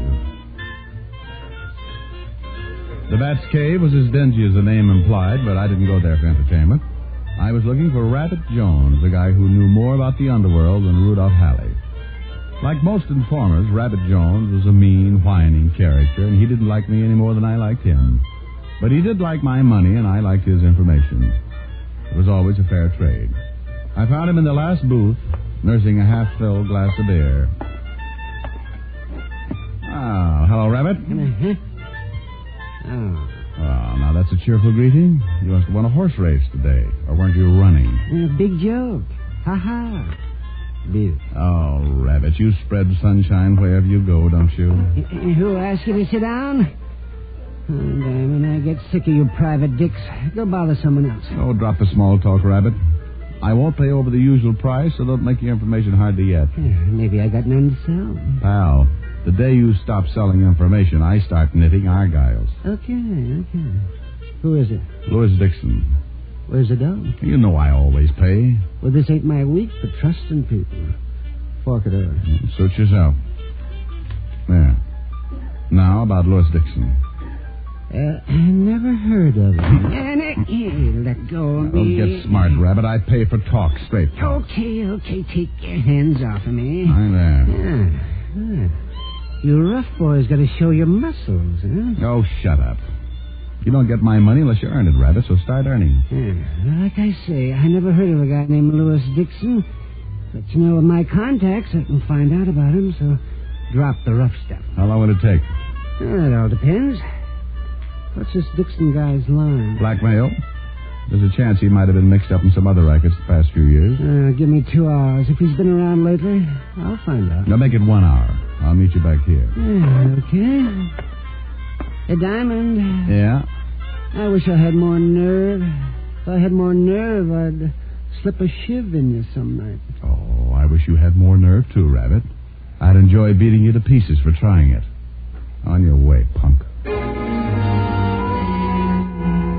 Rabbit shuffled out of the bat's cave with a slow, heavy step, like a man reluctant to step out into the sunlight. I spent the next hour checking contacts of my own, then returned to the bat's cave and waited for Rabbit. He came in a half an hour late, took the stool beside me, and ordered a beer before he turned to me. Oh, you picked some tough guys to get a line on down. Oh, I had a bad time. Stop singing the blues, Rabbit. And if the guy has worked the rackets, he's been quiet about it. I couldn't find one guy who knew. You sure of that, Rabbit? Oh, sure, I'm sure. I did find a few guys who'd heard of him, though. Keep talking. Now, 2 different guys were at Squeaky Horner's floating crap game the other night. And they say a guy named Louis Dixon was there. How did they know it was Dixon? Well, we was flashing dough around, telling everyone what a big shot he was. But they don't know where he is now. Well, if they did, I'd tell you. Maybe Squeaky Horner knows. He ran the game. Well, where's Squeaky now? When the game folds for a few days, Squeaky hangs out around the Penny Arcade at 3rd and Chestnut. I know the place. Well, then go and talk to him. And let me drink my beer in peace. I passed a few more insults with Rabbit as I paid a check, then drove to the Penny Arcade, 3rd and Chestnut. Squeaky Horner was hunched over a pinball machine, and when he saw me, his eyes lit up like the tilt sign. Ricky Diamond, hey. How you been, Rick? Oh, not bad, Squeaky. You? Great. Hey, look at that score. Got a nickel? Oh, sure, here. Thanks. What brings you down here, Ricky? I understand a guy named Louis Dixon was at your game a few nights ago. Hey, Rick, there's a lot of boys drop in from time to time. It's hard... you say Dixon? That's right. Yeah, I remember him, a blowhard. Every time he rolled a dice, he said, Louis Dixon's the best crap shooter in town. Prove it, Dice. That's what he said. You ever seen him before, Squeaky? Let me see. No, he was a stranger. I got a good memory for faces. This boy I never seen before. Oh, great. Was he with anyone you might know? I'm afraid not, Rick. He come alone and he left alone. Wish I could help you, though. Thanks, anyway. Thank you for the nickel. Man, hey, look at that score go up. Squeaky's score was running very high, but mine was still 0. So far, not one definite lead as to the whereabouts of Louis Dixon. I spent another half hour combing the known informers, but to no avail. A little after 5, I went to a phone booth and called my client, Fred Lane.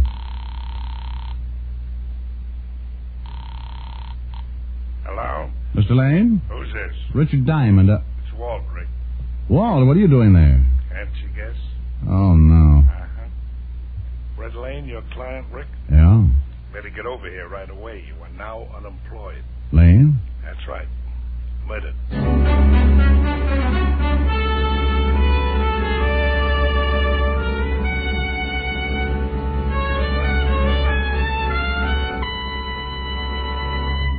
Before we continue with Richard Diamond, here is an important question. How mild can a cigarette be? How mild can a cigarette be? Here's a good way to find out. Make the 30-day Camel Mildness Test a sensible test based on steady smoking.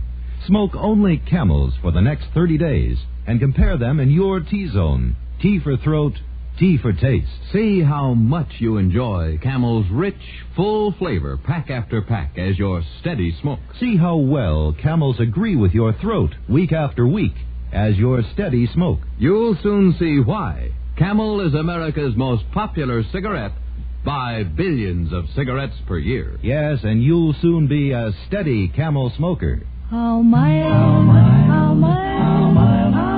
can a cigarette be? Make the Camel 30-day test and you'll see. Smoke Camels and see. And now, back to Richard Diamond, Private Detective, starring Dick Powell.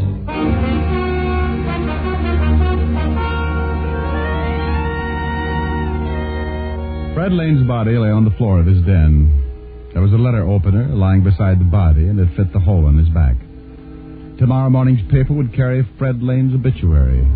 It would tell where he was born, what he did with his life, and when he died.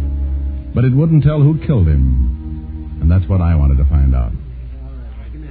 Looks like you really put up a fight, Rick? Yeah, the room's torn up a lot. Who did it, Walt? Louis Dixon, the guy you've been out looking for. Do you have him? Mrs. Lane gave us the information. Seems Dixon came here to the house about 2 hours ago. He wanted more dough for Mrs. Lane. Pretty nervy to come right here. Yeah. Guess she figured Lane might be out. Anyway, Mrs. Lane called her husband. Fred came in, invited Dixon into the den for a talk, and sent Mrs. Lane upstairs. Oh, well, that fits. Lane starts beating up Dixon. Dixon grabs the letter opener and kills Lane. That's the way it figures. Mrs. Lane said she heard the struggle, but her husband had told her to stay in her room, and then she heard Dixon run out, so she came down and found the body and called us. Did you get the prints off the letter opener? No. Mrs. Lane said Dixon was wearing a pair of gloves when he came in. Chances are he never took them off. Oh, that's great. Well, Fatty, I hope you have more luck picking up Dixon than I had.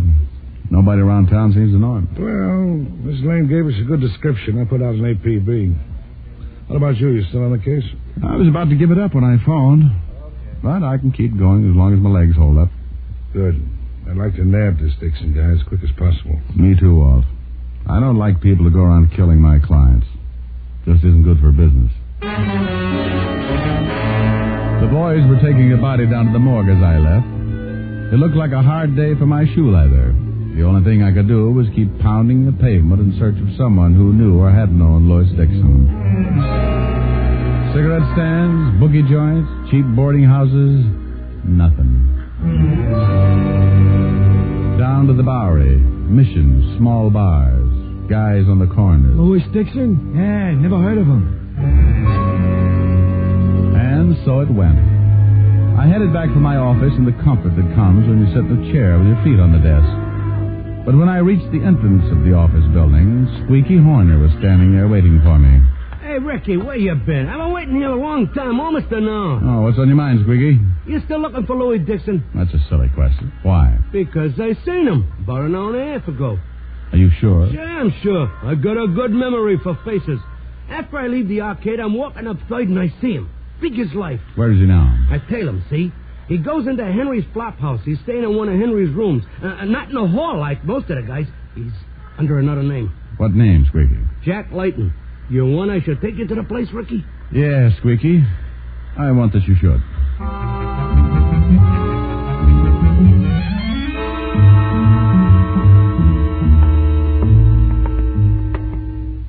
Here's the room, Ricky. You want I should knock? Never mind. What? Just hold it right there, Layton. Or is it Dixon? What are you talking about? What's the idea of busting in here like this? What about it, Squeaky? Is he the guy? No doubt about it, Ricky. He's the same guy who was at the game a few nights ago. What game are you talking about? I never seen you before in my life. All right, Squeaky. I can take it from here. Thanks a lot. Anytime, Ricky. Hey, what gives anyway, bud? Suppose you tell me, Dixon. Why do you keep calling me Dixon? The name's Jack Layton. Well, we'll see about that.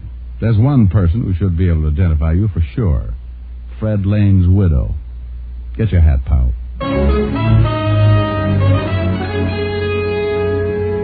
Well, it looked like the end of a hard day. I forced Layton, or Dixon, outside and into my car. Then we drove to the Lane house on Riverside. The police had left and Mrs. Lane was alone. I took my man inside and Mrs. Lane looked at him closely. I knew it would be just like the movies. She'd point and say, "That's him. That's the man, Mr. Diamond." I'm sorry, Mr. Diamond. What? I've never seen this man before in my life. This, dear children, is the story of why a detective gets ulcers. But as I was driving Layton back toward town, I began thinking. Squeaky Horner had never been wrong about a man before. And why had Dixon been so hard to locate? I hadn't been able to turn up one man who knew him. So instead of driving Layton back to his room, I drove to the Brewster Hotel, where Lane said Dixon had been registered for a week. There it was a different story. The desk clerk positively identified Jack Layton as the man who had registered as Louis Dixon. At last, things began to shape up.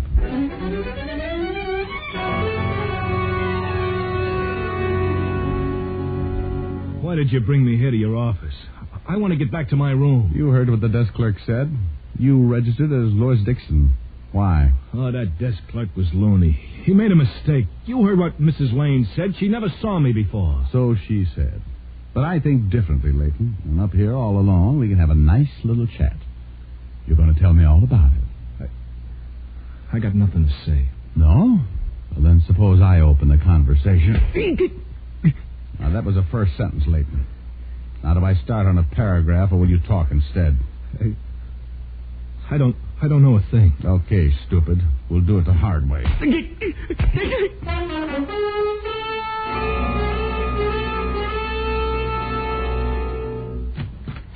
Yes? Oh, Mr. Diamond. Hello, Mrs. Lane. Mind if I come in? Of course not. Please do. Suppose we go into the den. I'd like to have a little talk with you, Mrs. Lane. Well, I'm sorry. I'm not feeling too well, Mr. Diamond.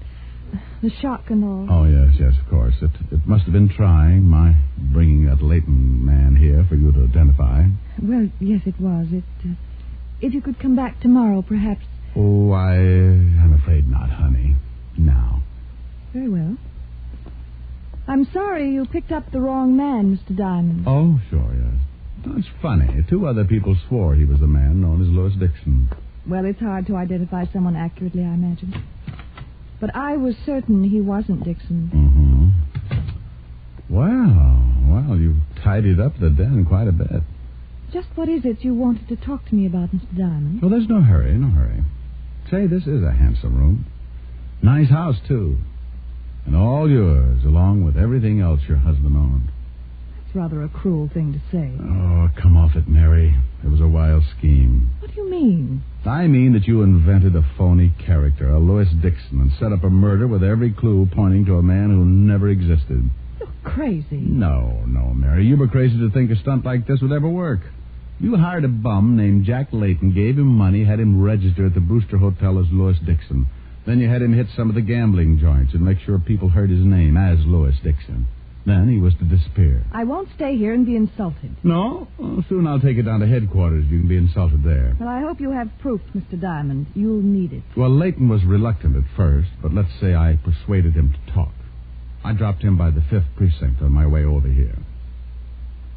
How much do you make as a private detective, Mr. Diamond? Oh, Mary, don't talk like that. First chance you got, you'd stick a knife in my back, too. Well, it was just a suggestion. After all... No, drop it now. Well. First a letter opener on your husband, and now you try to bean me with a paperweight. Honey, you're just not safe around a desk, are you?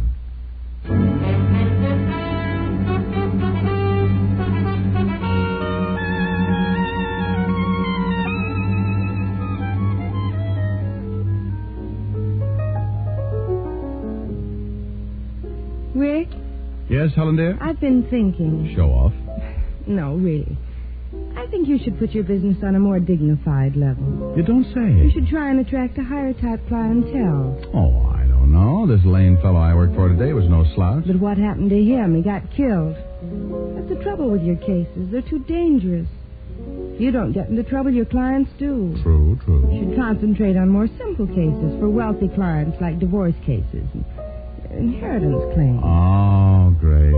Maybe I should even carry a powder puff in my shoulder holster. All right, so it wouldn't be as exciting. Get the same fee and you wouldn't get so many black eyes. Then I couldn't come here to you for sympathy, dear. Rick, I'm serious. Okay, honey, okay. Now tell me, just how do I go about attracting a higher type clientele, as you put it? Well, you start off by putting on a more pretentious front. Meaning I eat more? Meaning you act a little more dignified.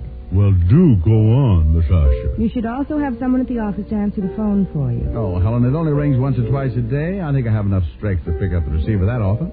Well, it's strictly for appearances. Oh, I see. Anyone in mind for the job? Well, I have a lot of free time. Well, fine, dear, fine. I'm glad it's free. I should be able to afford that. And then after we build up the business...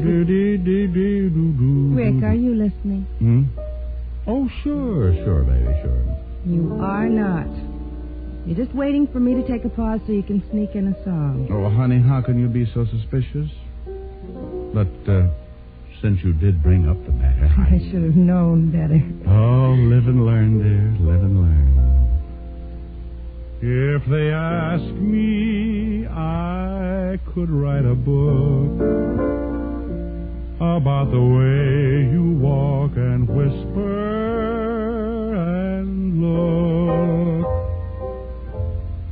I could write a preface on how we met, so the world would never forget. And the simple secret of the plot is just to tell them that I love you a lot. Then the world discovers, as my book ends, how to make two lovers of friends.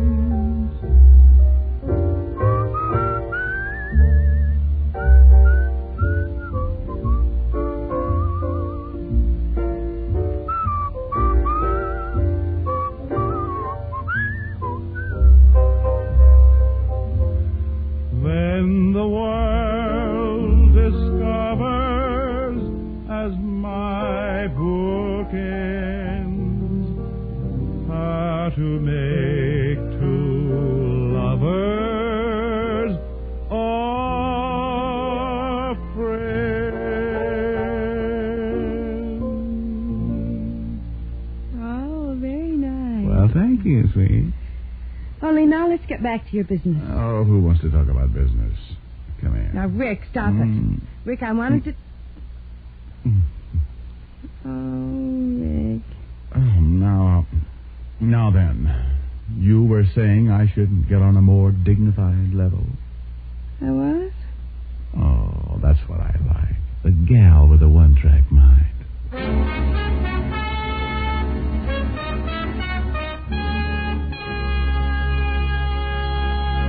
Dick Powell will return in just a moment.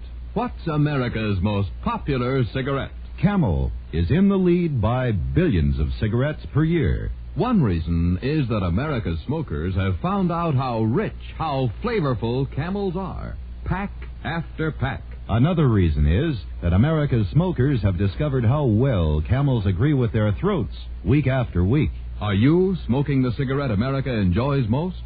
If not, start smoking mild, flavorful Camels tonight. How mild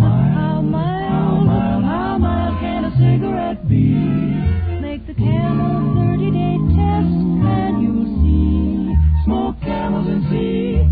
Here's Dick Powell with a special message. Thank you. Ladies and gentlemen, as a token of friendship and to help show hospitalized veterans and service personnel that America remembers them, the makers of Camels send thousands of packs of Camels to service and veterans hospitals every week.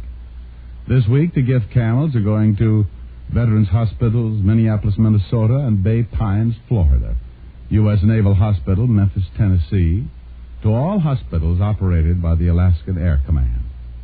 Now, until next week, enjoy Camels. I always do.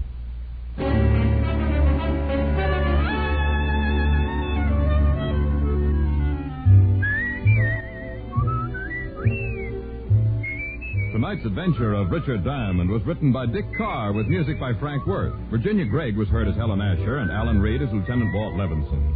Others in the cast were Benny Rubin, Mary Jane Croft, Howard McNear, and Peter Leeds. Richard Diamond, Private Detective, is transcribed in Hollywood by Jaime Del Valle. Be sure to listen to another great Camel show, Vaughn Monroe and the Camel Caravan, every Saturday night.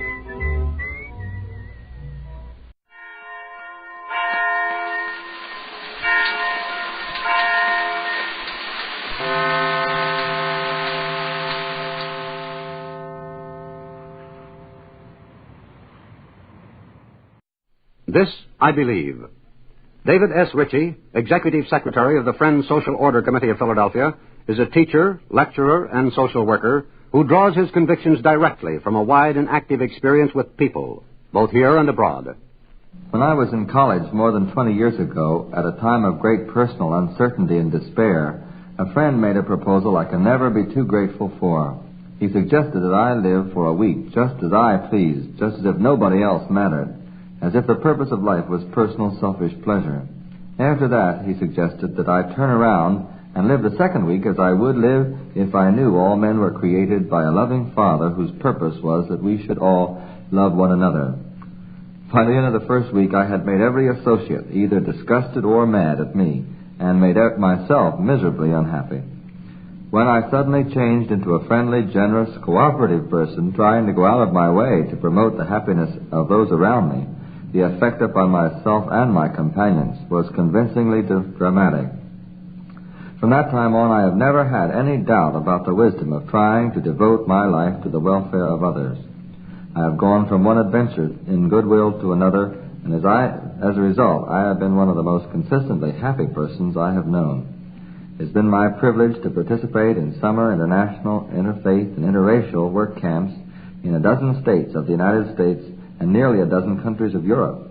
For 10 winters, I have organized and led more than 300 weekend work camps in the slums of Philadelphia. 12 or 15 volunteers joined me in making camp in a settlement house in the blighted area.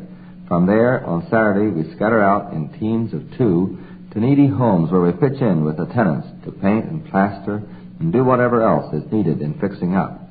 What has been the result? The major result has been to convince me beyond a shadow of a doubt of the eternal rightness of the commandments of both Old and New Testament to love God and man with our whole hearts. We can deny the rightness of these commandments, as many Russians are doing. We can preach them, but fail to practice them, as many Americans are doing. Either way, I think, the inevitable result is increasing tragedy. What holds for individuals holds for nations, because nations are people. Therefore, I must believe that unless we as a nation choose to share life's good things as wholeheartedly as we are willing to prepare for war, much of the world will turn against us just as my associates turned against me during that first experimental week in college. A second result of these projects has been to convince me that men really are brothers. In the intimacy of camp, I found our Finnish and German volunteers were very much the same as our Negro and white American campers. Different religions or bank accounts didn't matter. We all needed essentially the same things. We all wanted essentially the same things. We all were happiest when we forgot ourselves and helped each other. A third result has been to prove that demonstrations of sincere goodwill strengthen the good in others. They do become more socially responsible. Whether Polish peasant or Philadelphia slum dweller, they respond to genuinely friendly action in a way that no amount of preaching or coercion could evoke. This experience, repeated 1,000 times, has convinced me that good ends of peace and security and freedom can be achieved only by good means of friendship and cooperation and love. I doubted that truth until I tested it myself as an individual. But I have tested it, and I have seen it work again and again and again. Now I believe it with all my heart. Good ends for individuals and for nations can only be achieved by good means. That was David S. Ritchie, a Quaker educator, who holds that the value of an honest belief rises in direct proportion to the sincerity with which it is not just preached, but practiced. Mr. District Attorney, starring David Bryan. Mr. District Attorney, champion of the people, defender of truth, guardian of our fundamental rights to life, liberty, and the pursuit of happiness. And now, tonight's story, The Case of the Silent Killer.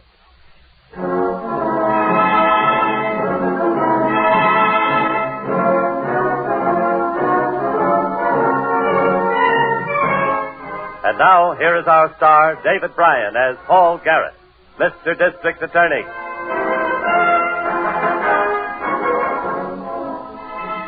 A district attorney knows that time and distance are the implacable enemies of law enforcement, because they can mean the difference between preventing a crime or being forced to solve one. This case started with a phone call in the middle of the night from a lonely rural area on the outskirts of the county. Operator. Operator, please. Operator. Operator, number please. Thank heaven. Operator, get me the sheriff's office quickly. Oh, is that you, Mrs. Deneen? Yes, Oh, this is Mary Lou Jones, Mrs. Deneen. I'm working nights now. Something wrong? Mary Lou, stop talking and get me the sheriff's office. You've got to send somebody to my house right away. Well, I have to take the number on all police calls. What's your number there? It's J247 ring 3. Will you hurry? Somebody's trying to break into the house and I'm all alone. Well, there's nobody in the town office at night. I'll have to look up the deputy's home number. Oh, please. He's trying the door. Well, why isn't your husband there? He's away in Pittsburgh on business. Get help for me, please. Well, I'll get it as fast as I can. I don't have all the numbers yet. I have to look them up. Oh, Mrs. Deneen. Mrs. Deneen, what is it? What's happening? He's in the house. Mrs. Deneen. Mrs. Deneen. Who are you? What do you want? Oh, please. Oh, please, don't hurt me, please.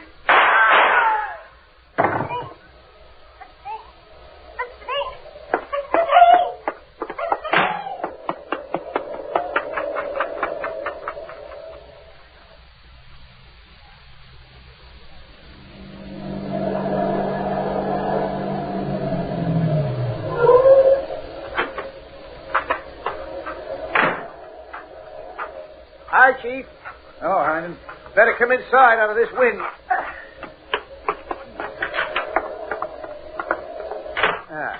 How long ago did this happen? Oh, about an hour and a half ago. She was trying to get a call through to the deputy sheriff when she was shot. He couldn't have gotten here in time to stop it, even if she had reached him. Shot twice, huh? Yeah. Phone operator heard the shots right after Mrs. Deneen screamed and dropped the phone. Phone's off the hook there, rural party line. Any special reason for the two squads you have posted down the road? No, just cut off curious visitors. Phone operator's a young girl, a little bit of a character. She's been waking people up on the line to tell them what happened. Any idea how the killer got in? Yeah. Side door, I'll show you. Oh, wait. I want to hang this phone up now in case the office wants to reach us here. Fat chance of anybody getting through while that girl is calling. Only call she's placing on her own. You said the dead woman is Mrs. Deneen?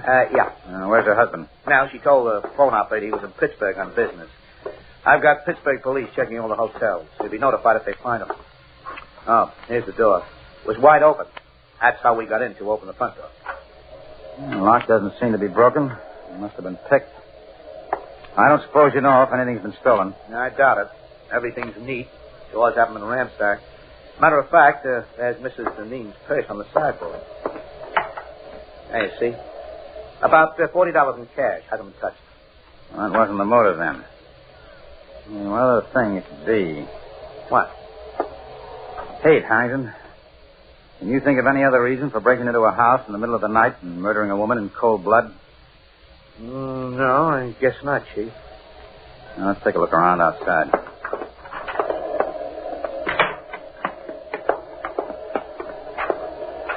You got your flashlight? Yeah.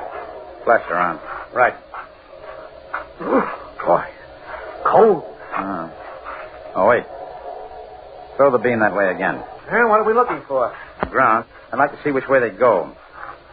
Yeah, there's a couple of marks here. Yeah. Seems to lead back that way, behind the house. You think the killer was on foot? I don't know. Let's go back a way. Keep going, all right. Yes, and a set of prints leading toward the house. He came this way and went back this way. Is there a road back here anyplace? I've been out here once before, about 5 years ago. Yeah, a suspected arson case. Farmhouse burned down about a mile back this way. Family named Mullen. Oh, yes, I remember. You decided the fire was accidental. Yeah, that's right. There was a dirt road leading to the farm. Cuts into the main highway further down. Oh, man may have been headed for that dirt road. Why? Well, he must have had a car. He didn't drive up to the house in it. He left it someplace away from the scene. Back on the dirt road? That's what we're going to find out. Never mind the footprints. Head right for the road.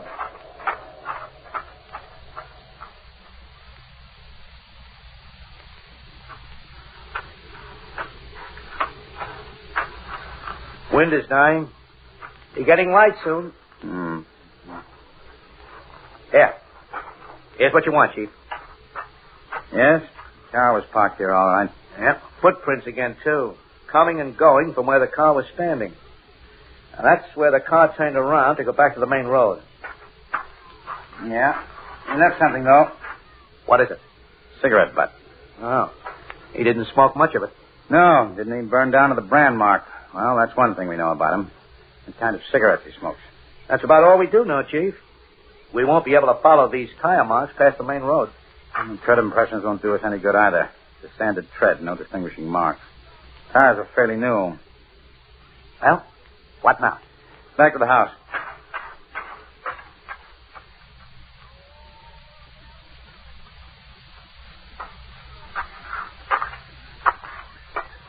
Hey, whose car is out the side of the house? It's not a squad car. Not the medical examiner's either. The boys had orders not to let anybody through except on official business. It's between the house and the garage. Could it be Deneen's car? Deneen? How? Even if the Pittsburgh police had located him right away, he couldn't have made it this soon. Oh, unless he drove back during the night. Let's go around front.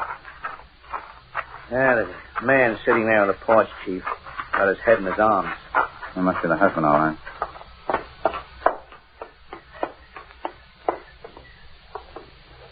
Mr. Deneen? Yes. My name is Garrett. I'm the district attorney. This is Mr. Harrington. I don't care who you are. Look, Mr. Deneen, we can't tell you how sorry we are that... Then don't, please. What good does it do to be sorry? Let me handle it, Harrington. Mr. Deneen, it would help us a lot to know one thing. Did you or your wife have any enemies? Enemies? Could there be anybody with enough hatred in their heart to do this? And even if I knew, do you think I'd tell you? I'd take care of it myself. That's not the right way to talk, Mr. Deneen. Don't tell me how to talk. You didn't drive home from Pittsburgh 10 minutes ago. You didn't find your wife the way I found mine. Maybe you'd better rest for a while, Mr. Deneen. We'll talk to you later.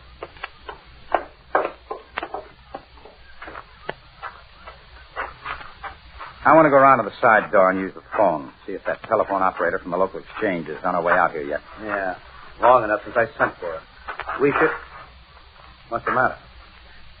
What are you looking at Deneen's car for, Chief? Design of the tire tread. Same as we saw on the back road.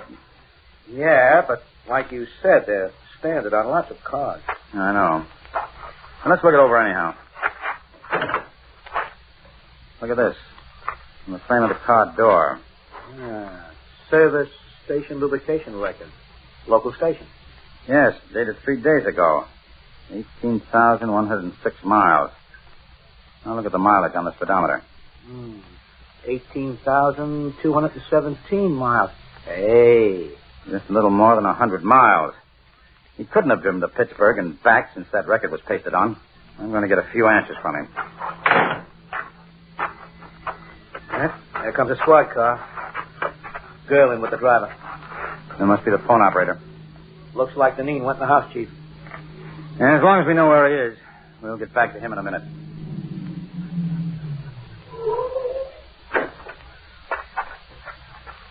Are you Mr. Garrett? Yes. Well, that policeman drove me out to say he wanted to see me. I'm Mary Lou Jones. I heard the whole thing on the telephone. I'm the operator on the local exchange. Exactly what did you hear, Miss Jones? Well, I heard the whole thing. It was just dreadful. I heard her crying, and then she said, "Who are you? What do you want?" And then the shots, and that was all. You're sure you heard her say, "Who are you"? Yeah, that's what she said. I heard the whole thing. It's just terrible. Then I finally found the deputy's number, and I called him, and he said he'd come out right away, but that I should call the district attorney's office, too, and I did. Well, thank you, Miss Jones. The policeman will drive you back to town. Don't you want to know anything else? I mean, an idea about who might have done it or anything? Well, whose idea? Well, people around here, some of them think it might have been Ted Mullen. The Mullen place that burned down, Chief. Well, why do people think that? Well, Mr. Deneen works at the bank, you know. No, I didn't know. Sure. He's president of the bank. When the Mullens had that fire a long time ago, well, Ted Mullen said it never would have happened if Mr. Deneen had okayed a loan he wanted to put in a water pipe instead of just using a well. Ted hated Mr. Deneen. Right up until the time he moved away 2 years ago. I see. Better get through to radio division, Harrington. Put out an information wanted bulletin on Mullen. You don't want to talk to Deneen again, then? I guess not. Not anymore. A woman had been murdered in her isolated home. The commission of the crime had been overheard by a frantic telephone operator trying to reach the police for the victim. Our only suspect was a former neighbor thought to be harboring a 5-year grudge against the dead woman's husband. We put out an all-points bulletin for the suspect. Meanwhile, as a matter of routine, I checked the alibi of the dead woman's husband. Here's a report from the Pittsburgh police, Mr. Garrett. Just came in. Oh, thanks, Miss Miller. Mr. Deneen was there, all right. Registered at the Penn Plaza Hotel day before yesterday. Now, when did he check out? Just after midnight last night. Telephone operator said the murder took place about 1:30 a.m. He couldn't have gotten back in time to do it. No, not if it was really Deneen. The hotel clerk's description checks out 100%. Well, that's it then. But What? teletype them again. I want one more bit of information. Yes, sir. Ask if the Penn Plaza Hotel has its own garage or parking lot. I want to know if Deneen had his car with him. Yes, sir.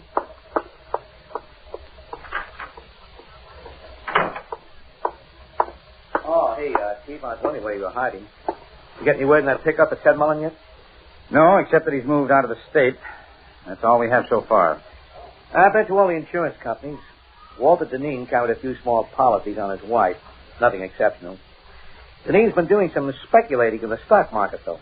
You check brokerage houses? Yeah. He's been buying unlisted stocks against their advice. How have his investments turned out? From what I gather, he's been losing his shirt. Strange conduct for the president of a bank. Even a small bank. There's something else. What? He became president of the bank in a hurry. 6 years ago when he married Mrs. Deneen. What was he before that? A bookkeeper. Yeah, that is a big jump. How did it happen? Simplest answer in the world. His wife had money. An inheritance from her father. He left her about $250,000. He was in the steel business. Steel business? That should explain his trip to Pittsburgh. Deneen might have been checking on his wife's holdings. I wonder who he saw while he was there. Well, who'd have charge of Mrs. Deneen's affairs? Her father's attorney. I can find out by checking his will. The attorney's name should be listed. Tell Miss Miller to cancel that teletype. I'll get my information directly. Call the motor pool and tell them I want a car and driver to take me out to the airport. I'll see you tomorrow morning. Hey, where you going? Pittsburgh.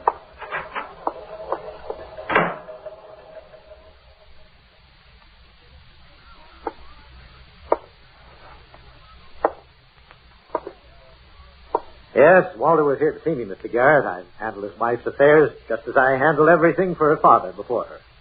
And you saw him here in Pittsburgh last night? Yes, he had dinner at my home. You seem to be disturbed about something, Mr. Menton. Well, I don't know if disturbed is the right word, Mr. Garrett, but I wondered about Walter's visit. It seemed unnecessary. Would you mind explaining that? I don't quite know how I can explain it. But he just seemed to be preoccupied with the fact that he intended to drive all night in order to get home. As a matter of fact, he became such a bore on the subject that Mrs. Medford, my wife, said she had a headache and asked to be excused. Did Deneen drive out to your home? No. We met here at the office and went out in my car. Took a taxi back to the hotel. But, well, there was one other thing I suppose I should tell you under the circumstances. Yeah?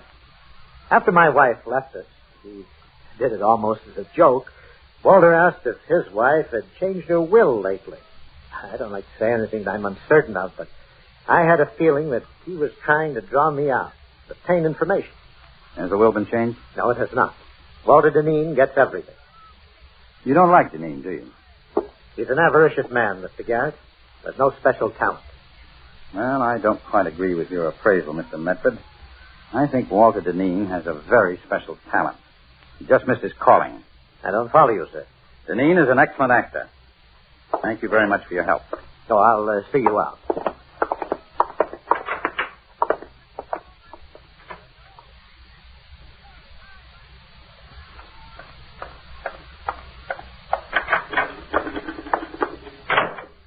Morning, Miss Miller. Oh, good morning, Harrington. Chief in yet? No, he got home late last night, but I'm expecting him any minute. What's that you got? Report on Ted Mullen, but he's not our baby. You got an alibi? Yeah, read it. Los Angeles Police. Mullen is out there. Camarillo State Hospital for the insane. He's been under lock and key for more than a year. Oh, too bad. The poor man, I mean. Mr. Garrett will be... Good morning. Oh, good morning, Mr. Chief. Garrett. Well, we've come to a dead end on that Ted Mullen thing. Chief, Never mind. It's not Mullen I'm after now. I'm interested in Walter Deneen. You mean he wasn't in Pittsburgh? No, he was there all right, but his car wasn't with him. How did he travel then? Same way I did, by plane. I found an airline stewardess who remembered a man of his description. Oh, great.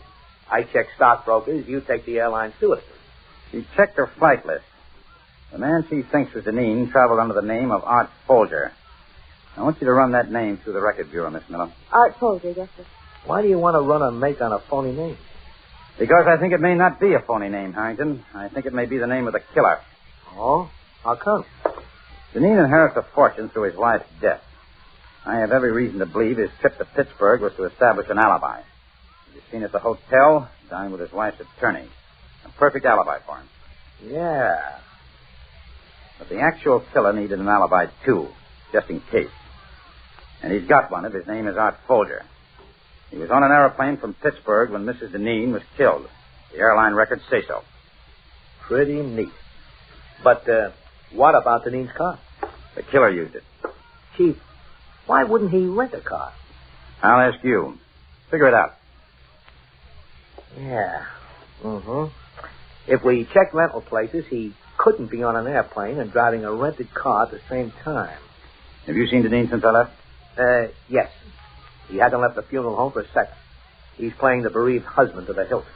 That's what I was hoping you'd do. That's all I want from you, Miss Miller.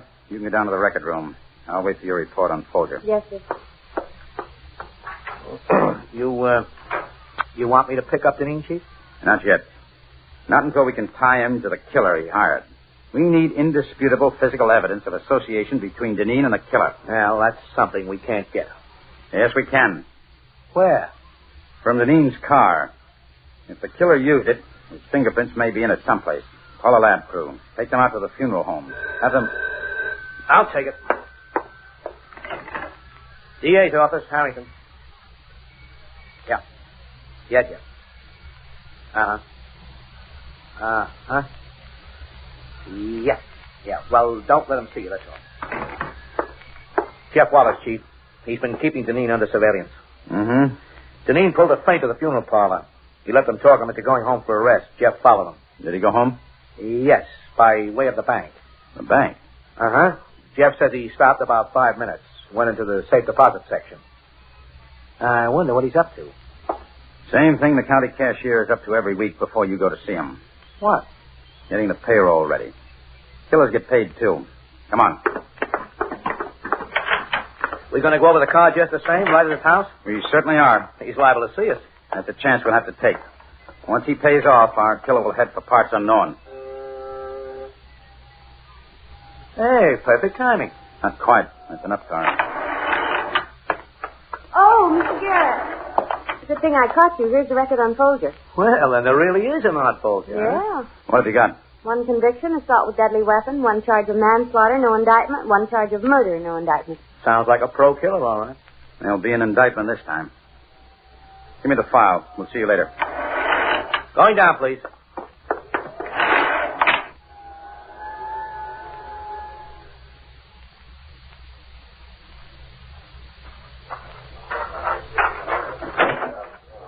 Get the door handles, too, fellas. Yeah. Get as many sets of those prints as possible. Harrigan. Oh, Chief, I was just going to come in the house after you. Morgan just pulled a set of our Folger's prints from the dashboard of the car. We've got it. We've got trouble, too. I've been through the entire house. Deneen isn't in there. Well, he must have gone out the back, or Jeff would have spotted him leaving. He's got to be on foot. Where would he be going? The only place back there is that burned-out ruin where Mullen used to live. The back road. He's walking back there to make the payoff. And we can grab Folger, too. If we can get there in time. You say that road runs into the state highway? Yeah, it angles in about 2 miles down, then cuts around that way. Let's go, then. Maybe we can drive the 4 miles before he can walk the 1.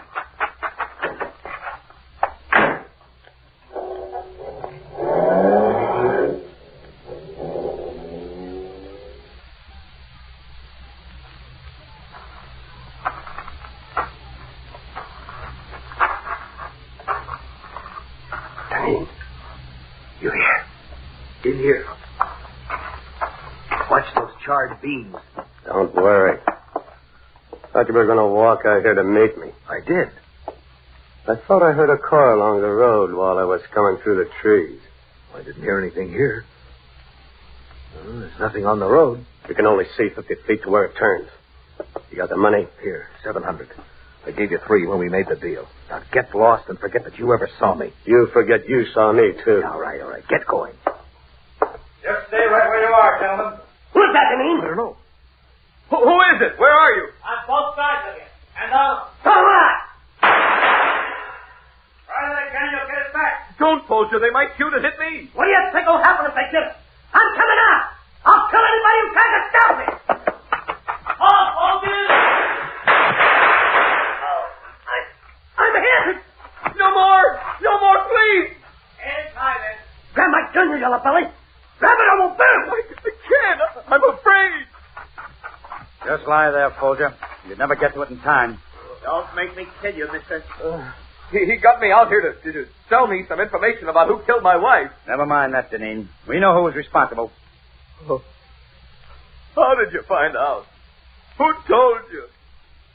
A service station attendant, an attorney, and an airline stewardess. Just a bunch of average citizens, Deneen. That's what society is. That's what the law is. Walter Deneen and Art Folger were tried and convicted on a charge of murder in the first degree. Their pleas for executive clemency were denied by the governor, and they were executed in the manner prescribed by law. Now, this is David Bryan inviting you to join us when we present our next case based on the facts of crime from the file of Mr. District Attorney.